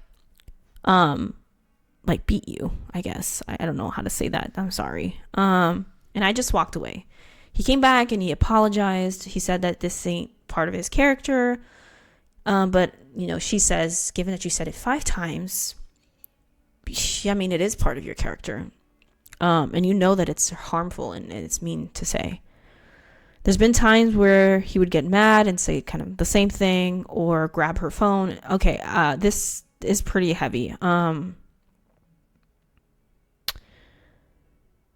not even going to read the rest of it just because it's such a heavy story. I just don't think we need to know the details and I don't think it's helpful to know, but already he threw the phone. He said very harmful thing. That's abuse. That's not him. Oh, he has a temper. No, oh my gosh, that's, oh wow. My heart just dropped right now. That's crazy. Yeah, I think this is much bigger than him just saying mean words. I think you need to get other people involved, now. I don't know. I don't think she said anything about kids to this extent that I know of, but especially if you have kids involved, get somebody you love, get some help, get out. That's the point we're in a relationship where it's get out, bro. There's nothing that you can do you're not going to be able to change him. That's who he is. And unfortunately, I don't know how long you've been together, but I just think get out of that situation. You should not, it's not safe for you in that situation, She does say later on in the post that, they are religious. Divorce is a very serious matter for her, but that the disrespect is something that's hard to look over. We signed up for counseling, so hopefully things can turn around. But I told myself if things haven't changed by the time I finish school in a year, I'm out. I just think this is something that just goes beyond working through. Like, I don't know.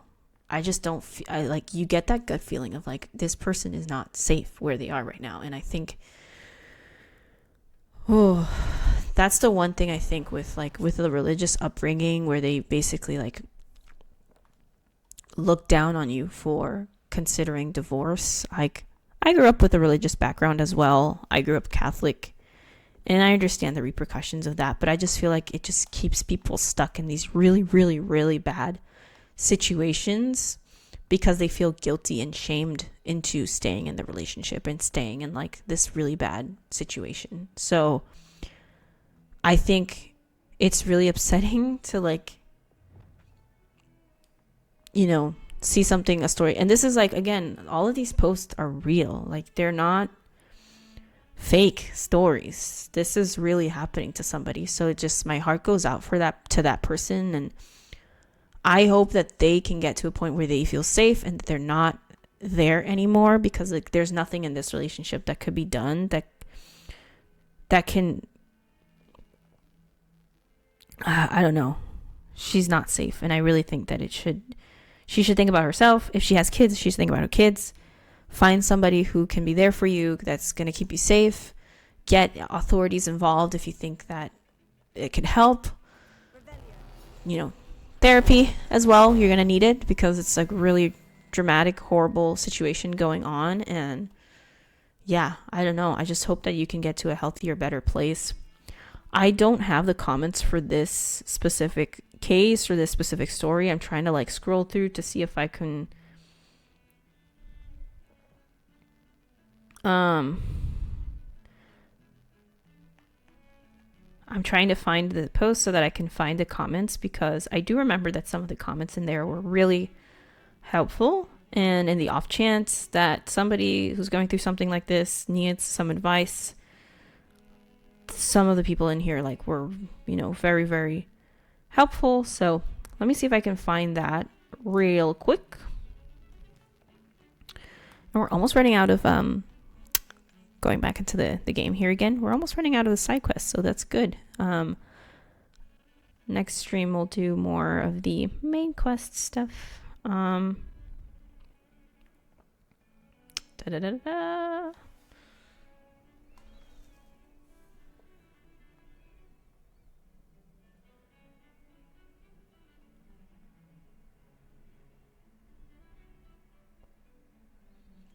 Okay, I found it here.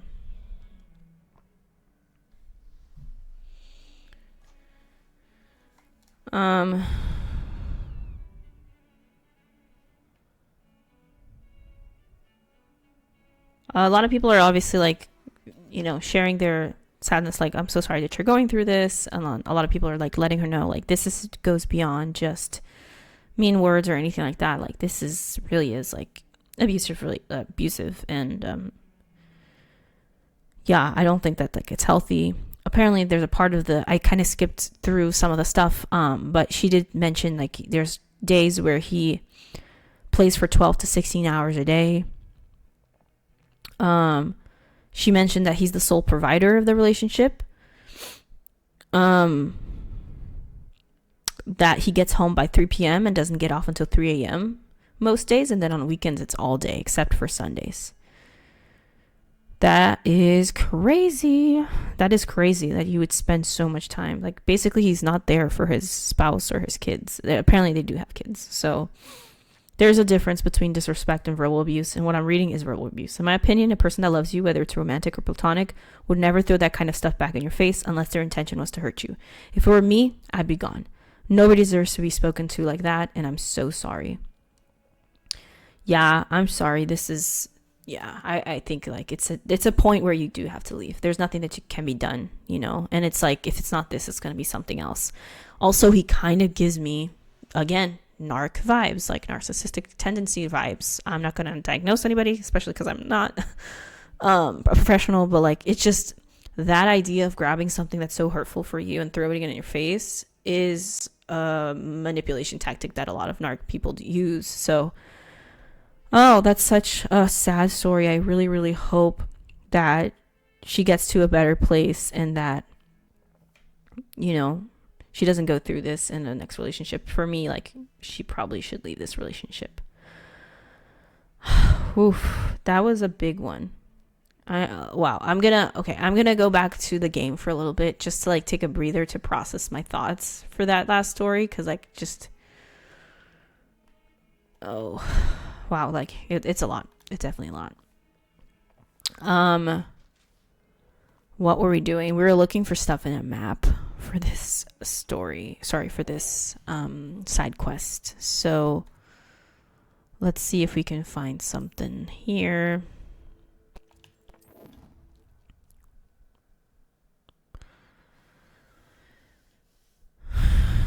Oof.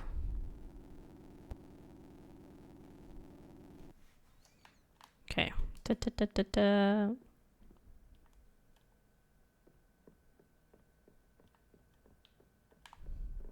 Okay, it's all the way on the top. So let's run, guys.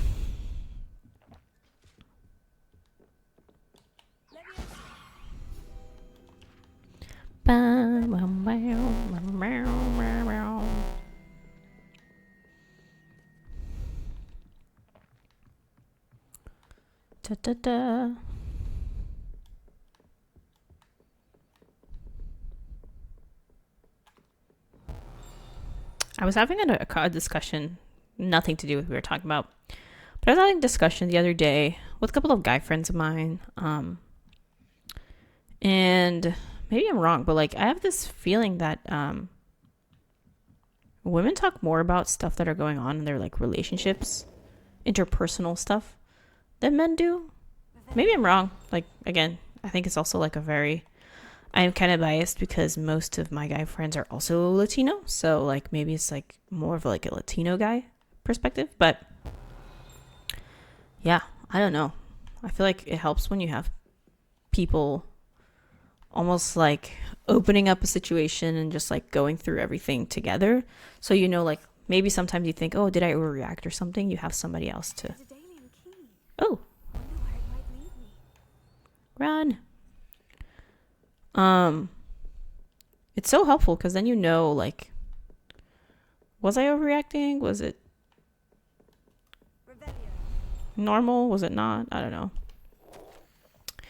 My dear Satyavati, you'll be pleased to hear that I received word from my contacts at Cambridge who conceded that they had in fact been incorrect in their understanding of meteor showers. It seems that an Irish astronomer and a British astronomer, both built upon the work done by an Italian astronomer. Oh my god. Yeah, I'm not going to read that. TLDR. I miss you, dear sister, and do hope you are well. With love, Sushrita. Cool. Oh, look at that. There's the cabinet. How do I get this key in there? Oh, I remember this. I have to slap it. That's so mean. But yeah. Whoa. Okay, I was too slow. Ready?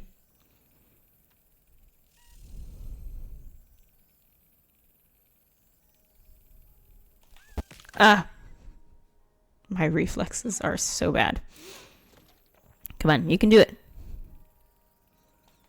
Crap. Why did I slap it right now? Come on, come on, come on. Come on, come on, come on, come on, come on. Ugh! My reflexes are so slow.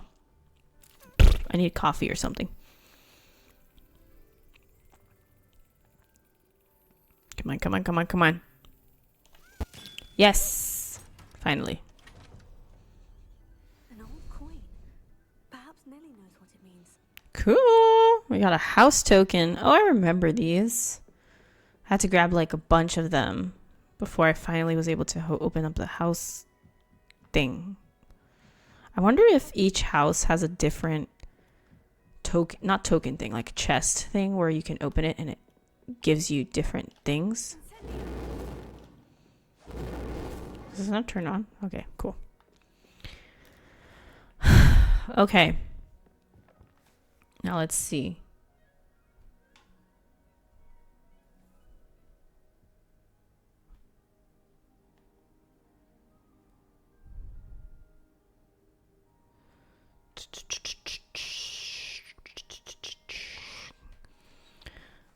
Wait, I'm going to try to walk while I read through some of these.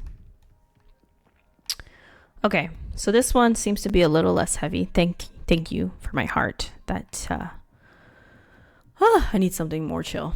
Hi, I'd like some advice. My fiance and I are not married yet. The wedding is supposed to happen next year in the summer. I haven't started planning anything. Besides, the date and venue is planned out. Okay.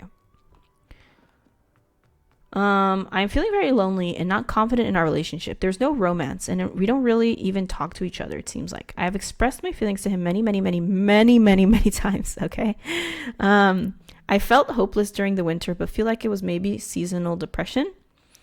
But now I'm feeling worrisome again. It's not that we don't get along or whatever, but it just feels like we are friends that live together. Ooh, that's harsh. When I ask if we could do something just us or go on a date or go hiking, he says we don't have any money and that he's not an emotionally romantic guy. Bruh. I don't know. But then spends a ton of money. She put like $4 signs on his motorcycle, cars, ATVs, etc. I've said that it hurts my feelings when you spend a lot of time, effort, and money into things you want, care about, but can't seem to put in the same effort with us. Yes, girl. I'm glad you asked that. It'll get better after that conversation, and then immediately it's back to the way it was. I don't need to be following me around like a dog or up my butt all the time, but some effort would go such a long way. I just feel like I deserve more, but I don't know what to do. Alrighty. I just feel like naturally it's not. I have a lot of thoughts on this. I think on one end, like, it's pretty clear to me that maybe you guys are not compatible, because while I do think that he should put in the effort, like, it looks like he's putting a bunch of effort on all of these things and not putting effort into the relationship. So that's like, are you guys ready to be married at this point? You know, like, maybe you should start off like just dating each other again. And it seems to me more that he's like, I don't know. But I will say, like, just there's some people who are just naturally like more chill. Like, I don't need all the time gifts, all the time telling me how amazing I am, all the time, like, all of these things, where if this person has an expectation that's up here and like, this is what I want every day out of a relationship, and the other person is like, this is what I can give you, that's an incompatible couple and they shouldn't be together. Because all the time you're going to be thinking like, well, you're putting all of this effort into all of these other things but not into our relationship. So it's gonna build resentment, it's gonna build, and I feel like also just maybe you guys don't have chemistry, like maybe at some point, but then you just don't have chemistry anymore. Like, okay, let me gather my thoughts here. Clearly he's capable of if he wanted to, he would, you know, like, clearly he's capable of expressing putting on effort for certain things, you know, like if he has the time to spend so much money and like put so much effort into like stuff like his bikes and stuff, then he would have the time to put effort into your relationship. I just think that maybe he doesn't see the relationship as a priority, and that sucks. And that's where I think, like, take that as a sign and don't marry them, because clearly you're incompatible. Maybe he's not ready for a relationship right now. Maybe he's never going to be in like that same level as you, you know?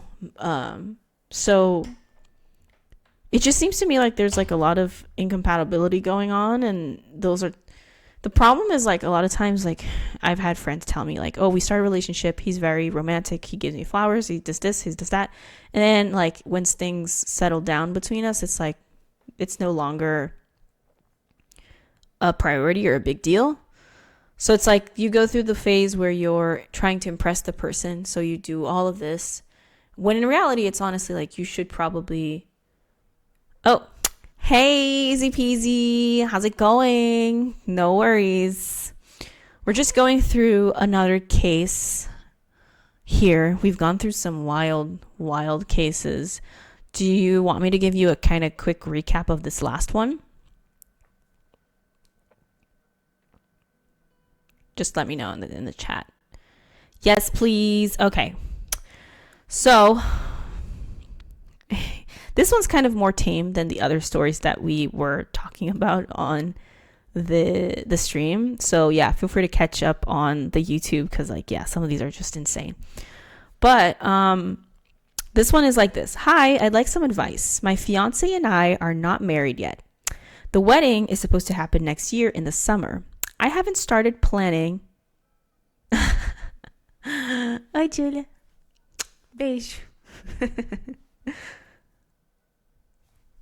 Okay. What was I saying? See, so that's what happens with me. My brain goes to Portuguese and then I can't go back to English. Mas é isso. Let's go back to English now. Mas é isso. Fuck. Anyways, hi, I'd like some advice. My fiance and I are not married yet. The wedding is supposed to happen next year in the summer. I haven't started planning anything besides the date and venue, which is all planned out. Mas é isso. I'm feeling really lonely and not confident in our relationship. There's no romance and we don't really even talk to each other, it seems like. I have expressed my feelings to him many times. I felt hopeless during the winter, but feel like it was maybe seasonal depression. But now I'm feeling worrisome again. It's not that we don't get along or whatever, but it just feels like we are friends that live together. Yikes, that's harsh. When I ask if we could do something just us, or go on a date, or go hiking, he says we don't have any money and that he's not an emotionally romantic guy. I know.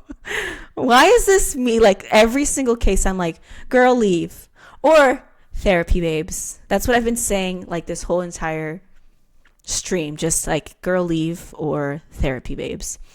So yeah, he says that he's not an emotionally romantic guy, but then he spends a shit ton of money on his motorcycle, cars, ATVs, etc. I've said that it hurts my feelings when you spend a lot of time, effort, and money into things you want and care about, but can't seem to put in the same effort with us. Valid. Facts. It'll get better after that conversation, and then immediately it's back to the way it was. I don't need him to be following me around like a lost dog or up my butt all the time, but some effort would go such a long way. I just feel like I deserve more, but I don't know what to do.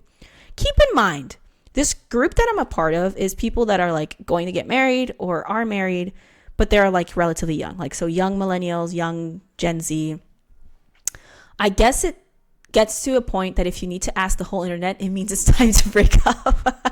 I know this group has like 40K people, and some of these stories are so wild.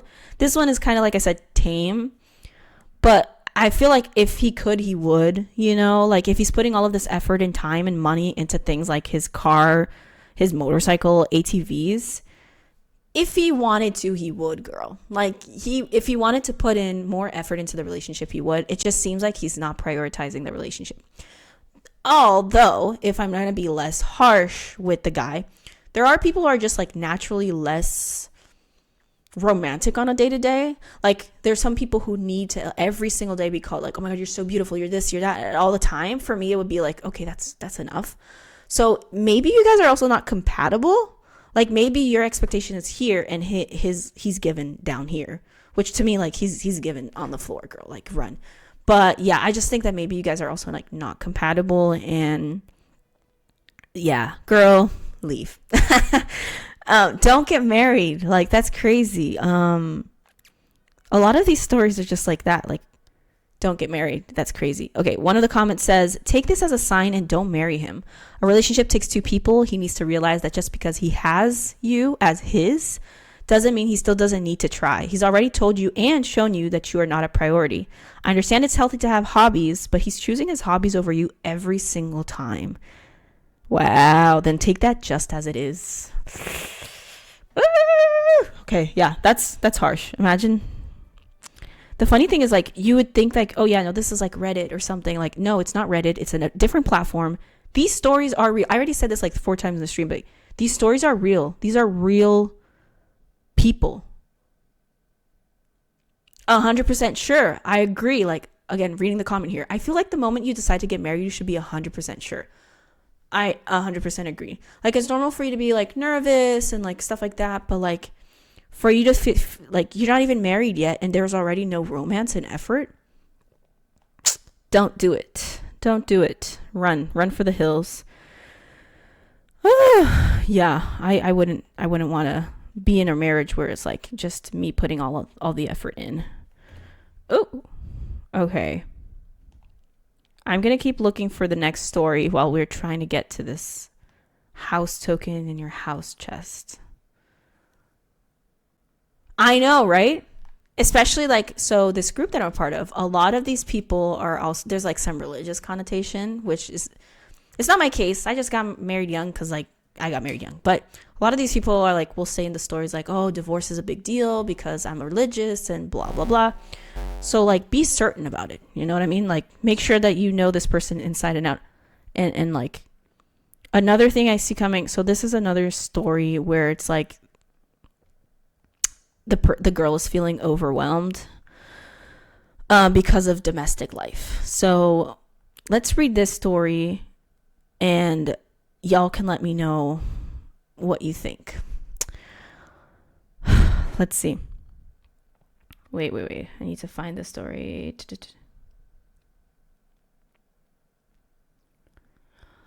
Easy peasy. I know that you just joined and everything like that, but we had some crazy stories, okay? We had a guy lie about a wedding ring to his spouse after saying like, hey, yeah, no, I spent months saving up for your wedding ring. And this girl was like, I just feel so bad. He's like, yeah, no, I spent months. Your wedding ring is more expensive than our car. Like, I spent $10,000 on your wedding ring. And she's like, hey, I don't need such an expensive ring. Like, I'm good with any schmeezy whatever ring that you find. But he's like, no, I'm for sure gonna spend it. It's such an important date, whatever. So he goes, he proposes, gives her the ring. She loves the ring and everything. She's all happy, blah, blah, blah, whatever. She goes through his Amazon order list and finds her ring in his order list for $100 on Amazon. And I'm like, what? Meanwhile, he's going like, yeah, no, I spent so long like saving up to buy this ring for you. Yeah. It's true. Seriously. Yep. Yeah. It's wild. Oh yeah, no, I allowed it. I'm still trying to figure out that stuff, but like I allowed it. But like, yeah, that's insane. And then she goes on and says like, no, he lies about a lot of stuff, like a lot of insignificant things, little things. And I'm like, girl, what are you doing? Leave. That is like, that's giving, I don't know if you've seen this on TikTok. Who the fuck did I marry? If you've seen it, you know what I'm talking about. It's giving that. Because like, why would he lie about that? What's the point? To make her feel bad or like to make her feel valued? And also, what else is he lying about? Because she's like, oh, he's lying about all of these little things, da da da da. And I'm like, that's just so weird to me. Why would you lie? And like to find, I know, a habitual liar too, you know? Oh, you're moving like a degenerate, guys. Like, what the heck are you doing? Yeah, I don't know. That would be super sketch. Then we had another case. It just keeps getting worse. There's other case where the girl's like, guys, to make her feel bad about how much he paid. 100%. Yeah. Like he's using it as leverage to make her stay in the relationship, I feel like, or like love him more. I don't really know. One of the comments on that case was somebody saying like, hey, my husband used to do this a lot. For me, like, I don't know, maybe I'm just flaky, but I would be like, I'm out. Bye. But one of the girls in the comments was like, oh, my husband used to do this all the time and it drove me insane. We finally went to therapy. He found out like he was raised by two narcissists. So he was like a pathological liar, blah, blah, blah. But like, yeah, I don't know. The chances of him being an narc as well, kind of high. I don't know. I just feel like he would fall into his own old habits and I don't know. I wouldn't risk it. But then we had this other case where the girl was like, oh, guys, I need some help because, yeah, no, I'm out. Like, what is it? A GIF or GIF or whatever that the guy goes like, so this girl, for example, she said, hi, everyone, I have a weird issue. My husband will not brush his teeth without me. And I was like, I probably read that wrong. There's no chance that means what I think it means, right? Yes. No, it gets worse. I'm going to read it again. Guys, I'm sorry. We're just reading these again. I've been working with him on this for years. Years. Imagine being with somebody that for years does not brush their teeth without you. Unless I'm physically, he won't do it unless I physically do it with him. On his days off, cries in Brazilian hygiene, cries and takes a shower 3 times a day. On his days off, it's not too difficult to go through the process, but he works nights. He goes to bed before I wake up, and once he's out, there's no waking him for 6 to 8 business hours. If I leave before he wakes up and ask if he brushed, he'll say yes, but the plaque on his teeth is still there. Ah! Que nojo! That's so gross! What? Why would you? No. I just can't. The plaque on his teeth. Do you know how long it takes to like plaque form on your? Oh my god. No. I would be so out of there. Like I would be faster than you can say the word plaque. I'm out, you know, like. And then she said oral hygiene is not really an ingrained thing in his family. They all have issues with it. His gums will bleed every time, even with a soft toothbrush, and he usually throws up. What? This, again, I'm looking at this story and I'm like, this can't be real. He would not kiss me. He wouldn't even talk around me with that mouth. Nope. Just imagine that. No, I can't. It's so gross. And I'm like, no, there's no way that this is real. Like these stories have to be fake, but like, no, it's on. You need to create an account. You need to like have photos. You need to, otherwise they will like remove you. It's not like Reddit where you can just like go on a fantasy spiel and post fake stories on Am I the Asshole? Like this is an actual group with 40K people. And then some of the comments were like, oh, does he have ADHD? This is very common for people with ADHD. Easy peasy. You know. Like, I have ADHD. My husband has ADHD. Easy peasy has ADHD. We do not. Like, I'm sorry. What? Yeah, no, I don't know. I just feel like that's kind of like weird. Like, weird. Yeah, no. Just like, I said it before. Like, maybe sometimes I'll forget if I did something or not. Like, oh, did I put this away? Did I put that? Like, yeah, that's common. But like, it seems to me that he's just not doing it. And so I don't know, the girl goes and's like, how on earth do I help this man before he loses his teeth? I don't know how to help him not lose his teeth, but he has lost me if I were in that relationship. Like, bye, I'm gone. Like, no, this is too crazy for me. Yeah, no. Some of these are just so insane. Let's read more. Easy peasy, do you have some time there? We're almost like wrapping it up here for the stream. Like, let me see. We got about 30 more minutes. But do you have some time here so I can go you through some of the cases we went through today? Because, like, yeah, these are wild rides. Ow. Cool.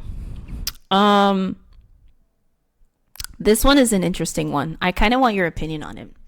I want to see what you have to say. Cool. Yeah. I'll wrap up the stream and you go to bed and we're all good. So this case is kind of an interesting one. It goes, am I being weird? Note, I'm not married just yet. I've had so many like of these cases pop up where they're not even married yet, and there's like so many red flags and issues in the relationship that I'm like, well, but this case here is just to go to show that like it's not just the men that are crazy in the head. Some of these women are also crazy. So buckle up.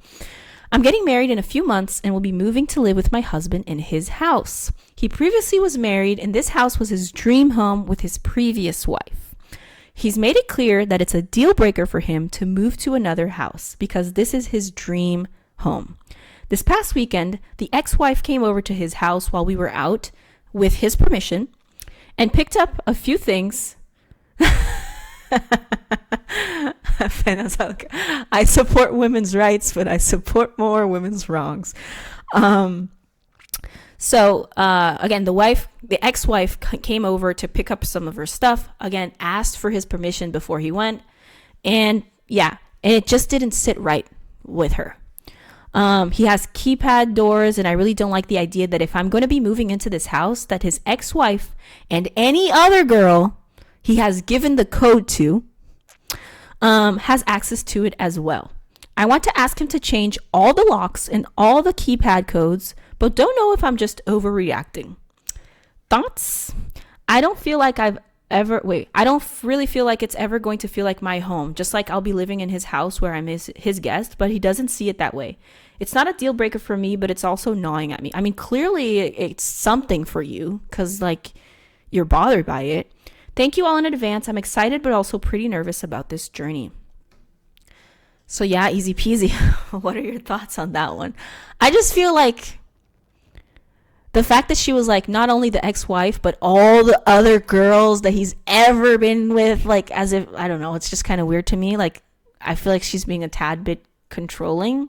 I understand being insecure and everything, but like, yeah, I don't know. I just feel like it's a little, yeah, it's not an unreasonable request, but it's the wrong reason. Yeah. I just think that there could be more going on there, like with herself, in the sense that like maybe she's already feeling insecure in the relationship or something, or insecure with herself, or I don't really know. But I think like the fact that she was like, oh, any other girls and the ex-wife and yada yada yada, like if it was a big deal for you to not move into that house, maybe you should have made that clear before you entered the relationship. That she's crazy, it's your house. Yeah, no, I don't know, I would feel kind of weird too, but I mean, like, it seems like they have pretty good boundaries though, because she asked him beforehand, like, can I go in to pick up my shit? And like, it would be weirder if the girl just goes, she's gonna go insane, and the guy, yeah, in a couple of months, probably like, it would have been weird. It would have been a red flag for me if the ex-wife just barged in, grabbed the stuff, and she's like, wait, who moved this? And blah, blah, blah. Oh, yeah, I think my ex-wife came over, and like, that would be like, okay, what? She's just coming into our home and taking stuff and stuff like that? That's just weird to me. But the fact that she has that boundary of like, she talked to him, asked for permission to come pick up her stuff, and da-da-da. The other thing that's kind of weird, though, is, I didn't think about this. He's getting married to this person. I didn't think about this last time. No one just, yeah. He's getting married to this person, but why is the ex-wife coming over to pick up her stuff? So, that makes me think. That timeline is kind of weird, right? Because, like, if they're getting married and she's already living in the house, but the ex-wife is still going over to pick up her stuff that's still in the home. Oh, yeah. I didn't think about that the first time around. I'm like, whoa, I wonder, is there an overlap here in relationships? And that's why she's feeling insecure, because maybe he cheated on his wife with you?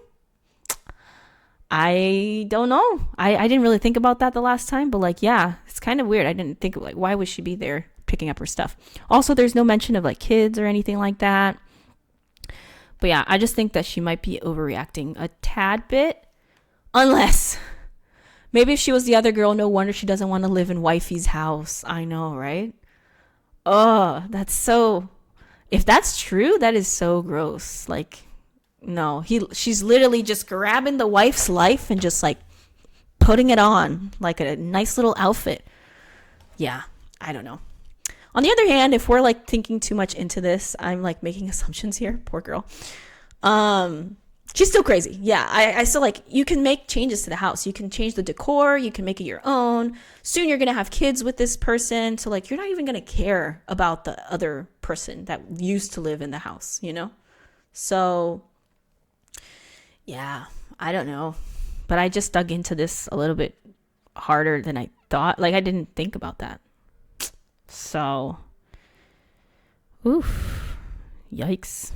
These people are living a whole other lives that I wasn't even aware could happen. Like, not brushing your teeth, bro. That's crazy. Then there was this other case that we like listened to where it was like The guy had all of the passwords for her devices, so her Kindle, her phone, her everything. And she, like, for the last 2 years, they've been together for 6 years. For the last 2 years, she's like, hey, I need the password to your phone because I, like, sometimes my phone dies and I need the password to your phone. And he will straight up be like, yeah, no, I don't feel comfortable with that. So she's brought it up multiple times. And he has the password for all of her devices, but she doesn't for his devices. And then finally, like this last time she brought it up, he was like, well, I don't feel comfortable because I'm the man in the relationship and I have to have control.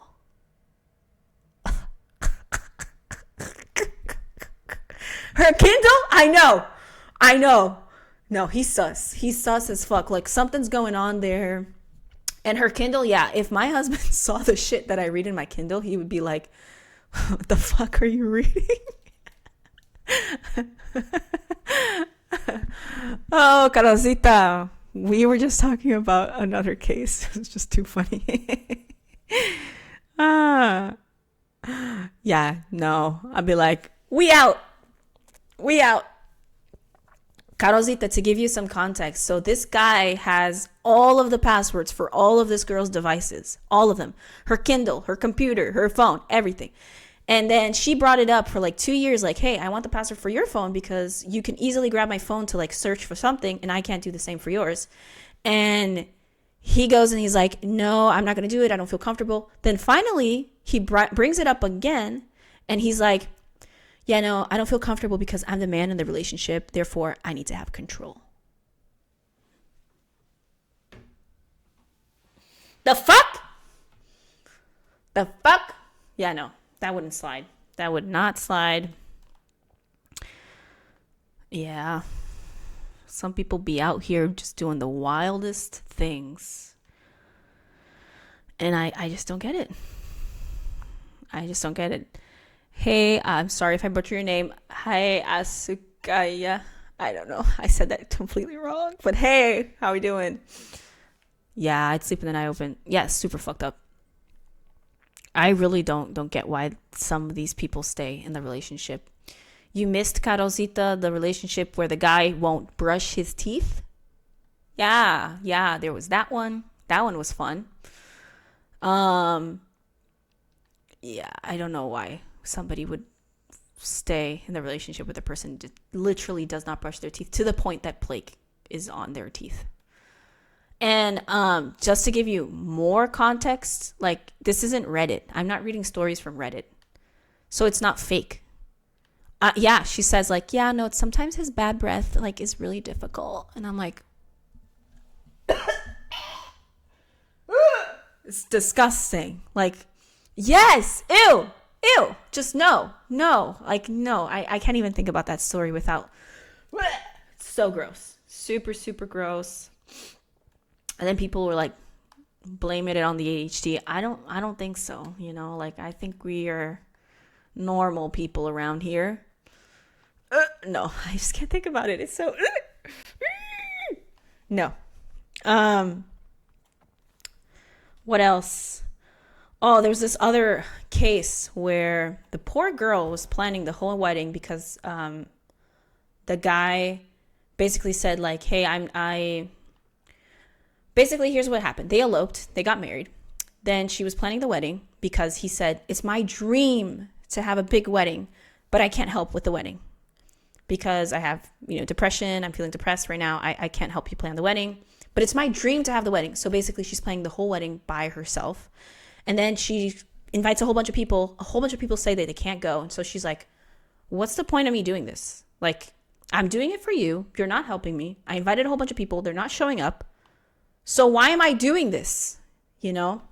So yeah, I felt bad for the girl in that case because it's like, I understand the importance of mental health, but at the same time, she's doing this whole plan. I've planned a wedding. It takes so much work for him. And yeah, I don't know. I wouldn't do that. Like, no input for him, no help from him. And nobody that she, like, a lot of people that she cares about are not even showing up. Like, just, yeah, no. I feel bad. A lot of these stories are just so wild. Carosita, if I were you, I would go and watch the YouTube later and go back because it's insane. That one was like more tame, to be honest, but the not brushing your teeth one was like just it got me. Like it really did get me. What are your thoughts? Yeah, it's really sad. I feel like you should start a relationship and like know be 100% sure about the person, you know? I know, right? I just feel like if Chris knew all the stuff that's in my Kindle, he would just be like, "The fuck? What the fuck are you reading? What is this?" Yeah. Although I don't think he'd care. But yeah, I don't know. What are your thoughts about that though? Like, what are your thoughts? Do you think that people should have access to each other's phones and stuff like that if you're in a relationship? Or do you think that, like, no, we're entitled to have some privacy and, like, you shouldn't have each other's, like, passwords and stuff like that? I feel like people should have privacy, but at the same time, like, I don't think you should have anything to hide. Right? Like, it seems to me like he's hiding something. Oh, you think that they need to have access? Yeah. For me, in my relationship specifically, I think it depends on the motive. I had the password for my really, your flatmate's I'm sorry, your roommate's phone even.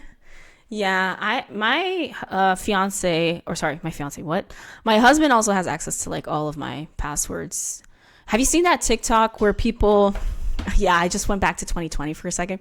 Have you seen that TikTok where people like they have a plate of food and they have their phone and then somebody will just go to grab, or their like partner go to grab something and then they grab like their phone to try to hide it instead of the food? I would be the food person. I'm like, don't touch my fries, you know?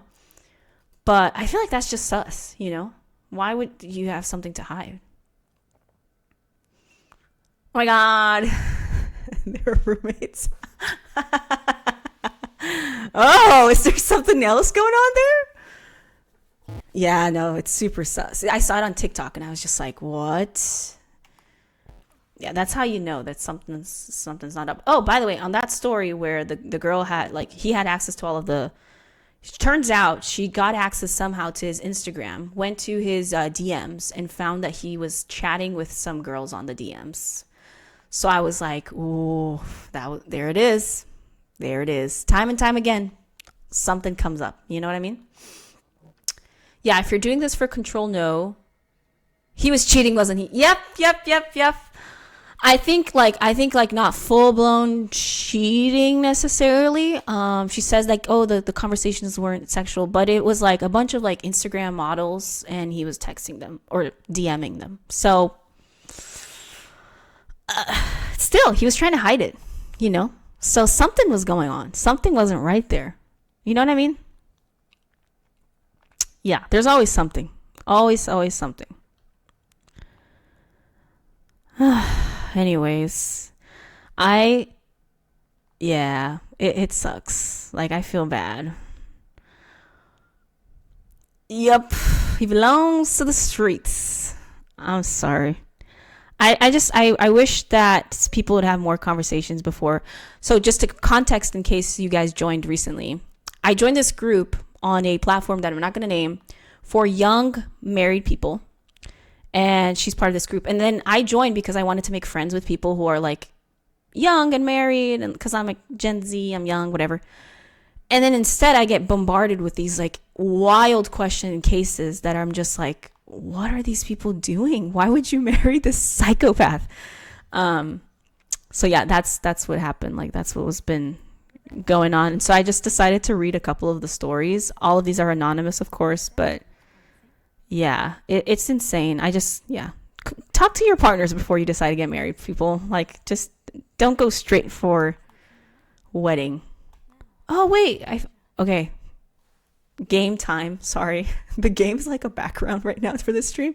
I just found this as part of a map that I was supposed to find a long time ago. But I got distracted with all of the stories. Wait, inventory. There it is. Yeah, this is what we were supposed to do. So it looks like I found it. I'm going to wrap up this stream by entering this chamber. Check out what's in here. And yeah, I stream every Tuesday, Wednesday, and Friday, so feel free to join us. Okay, let's see. Oh, it's just. That was simple. Okay. Dora leaving the group traumatized. I'm sorry, I didn't mean to. Honestly, this group has left me traumatized. I fully joined it expecting like, oh my God, I'm going to make so many friends, so many couple friends in the California area. We can hang out. And now I'm like, oh wow, people are living really different lives for me out there. Like, yeah. One of the stories, the guy is like from Texas. And so yeah, like it's crazy. The guy's from Texas. He goes to Texas to visit his friends. The girl then finds out that he went to a strip club and didn't tell her. And she only finds out later, right? And so they decide for some reason to move to Texas because she was like, no, this is a great idea. I'm going to move to Texas where I have nobody, and my husband, all of his single friends who like to go to strip clubs apparently are there. So like, yeah, let's move to Texas. And then he keeps going out and she's at home because she doesn't have like people to go out with and friends and stuff like that. And so it's gotten to a point where she's like, oh, I don't want him to go out without me. And it got a little bit controlling and stuff like that. And then the last line of this is a great idea. And then the last line of her post was, oh yeah, also like, he's cheated in the past, so I have some trust issues. Why didn't you lead with that? Lead with, he's cheated in the past. Because then I would have already told you, like, girl, leave. You know what I mean? Like, just, no, girl, no. The guy has cheated on you. He goes all the way to Texas, goes to the strip club, doesn't tell you. Then you up and decide to go to Texas anyways. For starters, you decided to marry him. Then you go to Texas, and then he's going out every week. He leaves you at home by yourself while he knows that you have no friends in Texas. And you're like, yeah, am I overreacting? I think not, Such wild stories. Like, why are you still with this person? You know what I mean? Yeah. Mama didn't raise no fool. I would have been out centuries ago. And yeah, these are wild. Honestly, I didn't think that there would be so many stories, but as I was scrolling through the app, I saw so many stories. So I might make it like a weekly thing where I just update you guys of what's going on. Do these girls know that in the year of the Lord 2024, divorce is already allowed? I know. Right? The Pope has said it's okay, I think. Don't quote me on that. But yeah, I'm sorry. I just feel bad. A lot of these girls stay in the relationship because of those like religious connotations where it's like, no, I can't divorce them, blah, blah, blah. And I'm like, bruh. Please do it weekly. I'm loving it. I will then. I will. I will traumatize myself and you for entertainment because I can't suffer this alone. Like, you guys have to also be a part of this with me. I'll make it a weekly thing on Tuesdays. Wednesdays we're just going to do main quest stuff for Hogwarts Legacy, and then on Fridays I'm thinking of doing some like spooky Friday. Did you see somebody just walk? Okay, whatever. Spooky Fridays or something like that. Wait, I'm going to pause the game. Let's go to this chat here. Yeah, I'm thinking of doing like a Spooky Fridays, Freaky Fridays type of thing where I can play some horror games. And yeah, but yeah, no, these stories are enough of a horror on a weekly basis for me. But thank you so much for joining. It was so fun to have you guys, hop on and be traumatized by these stories with me. Like I said, I'll start bringing some more of these on Tuesdays. So yeah, feel free to hop on the chat and give me your advice for these folks, even though they're never going to see it. And if anything, have a wonderful rest of your week, and I'll see you guys tomorrow where we're going to do more Hogwarts Legacy stuff. So bye.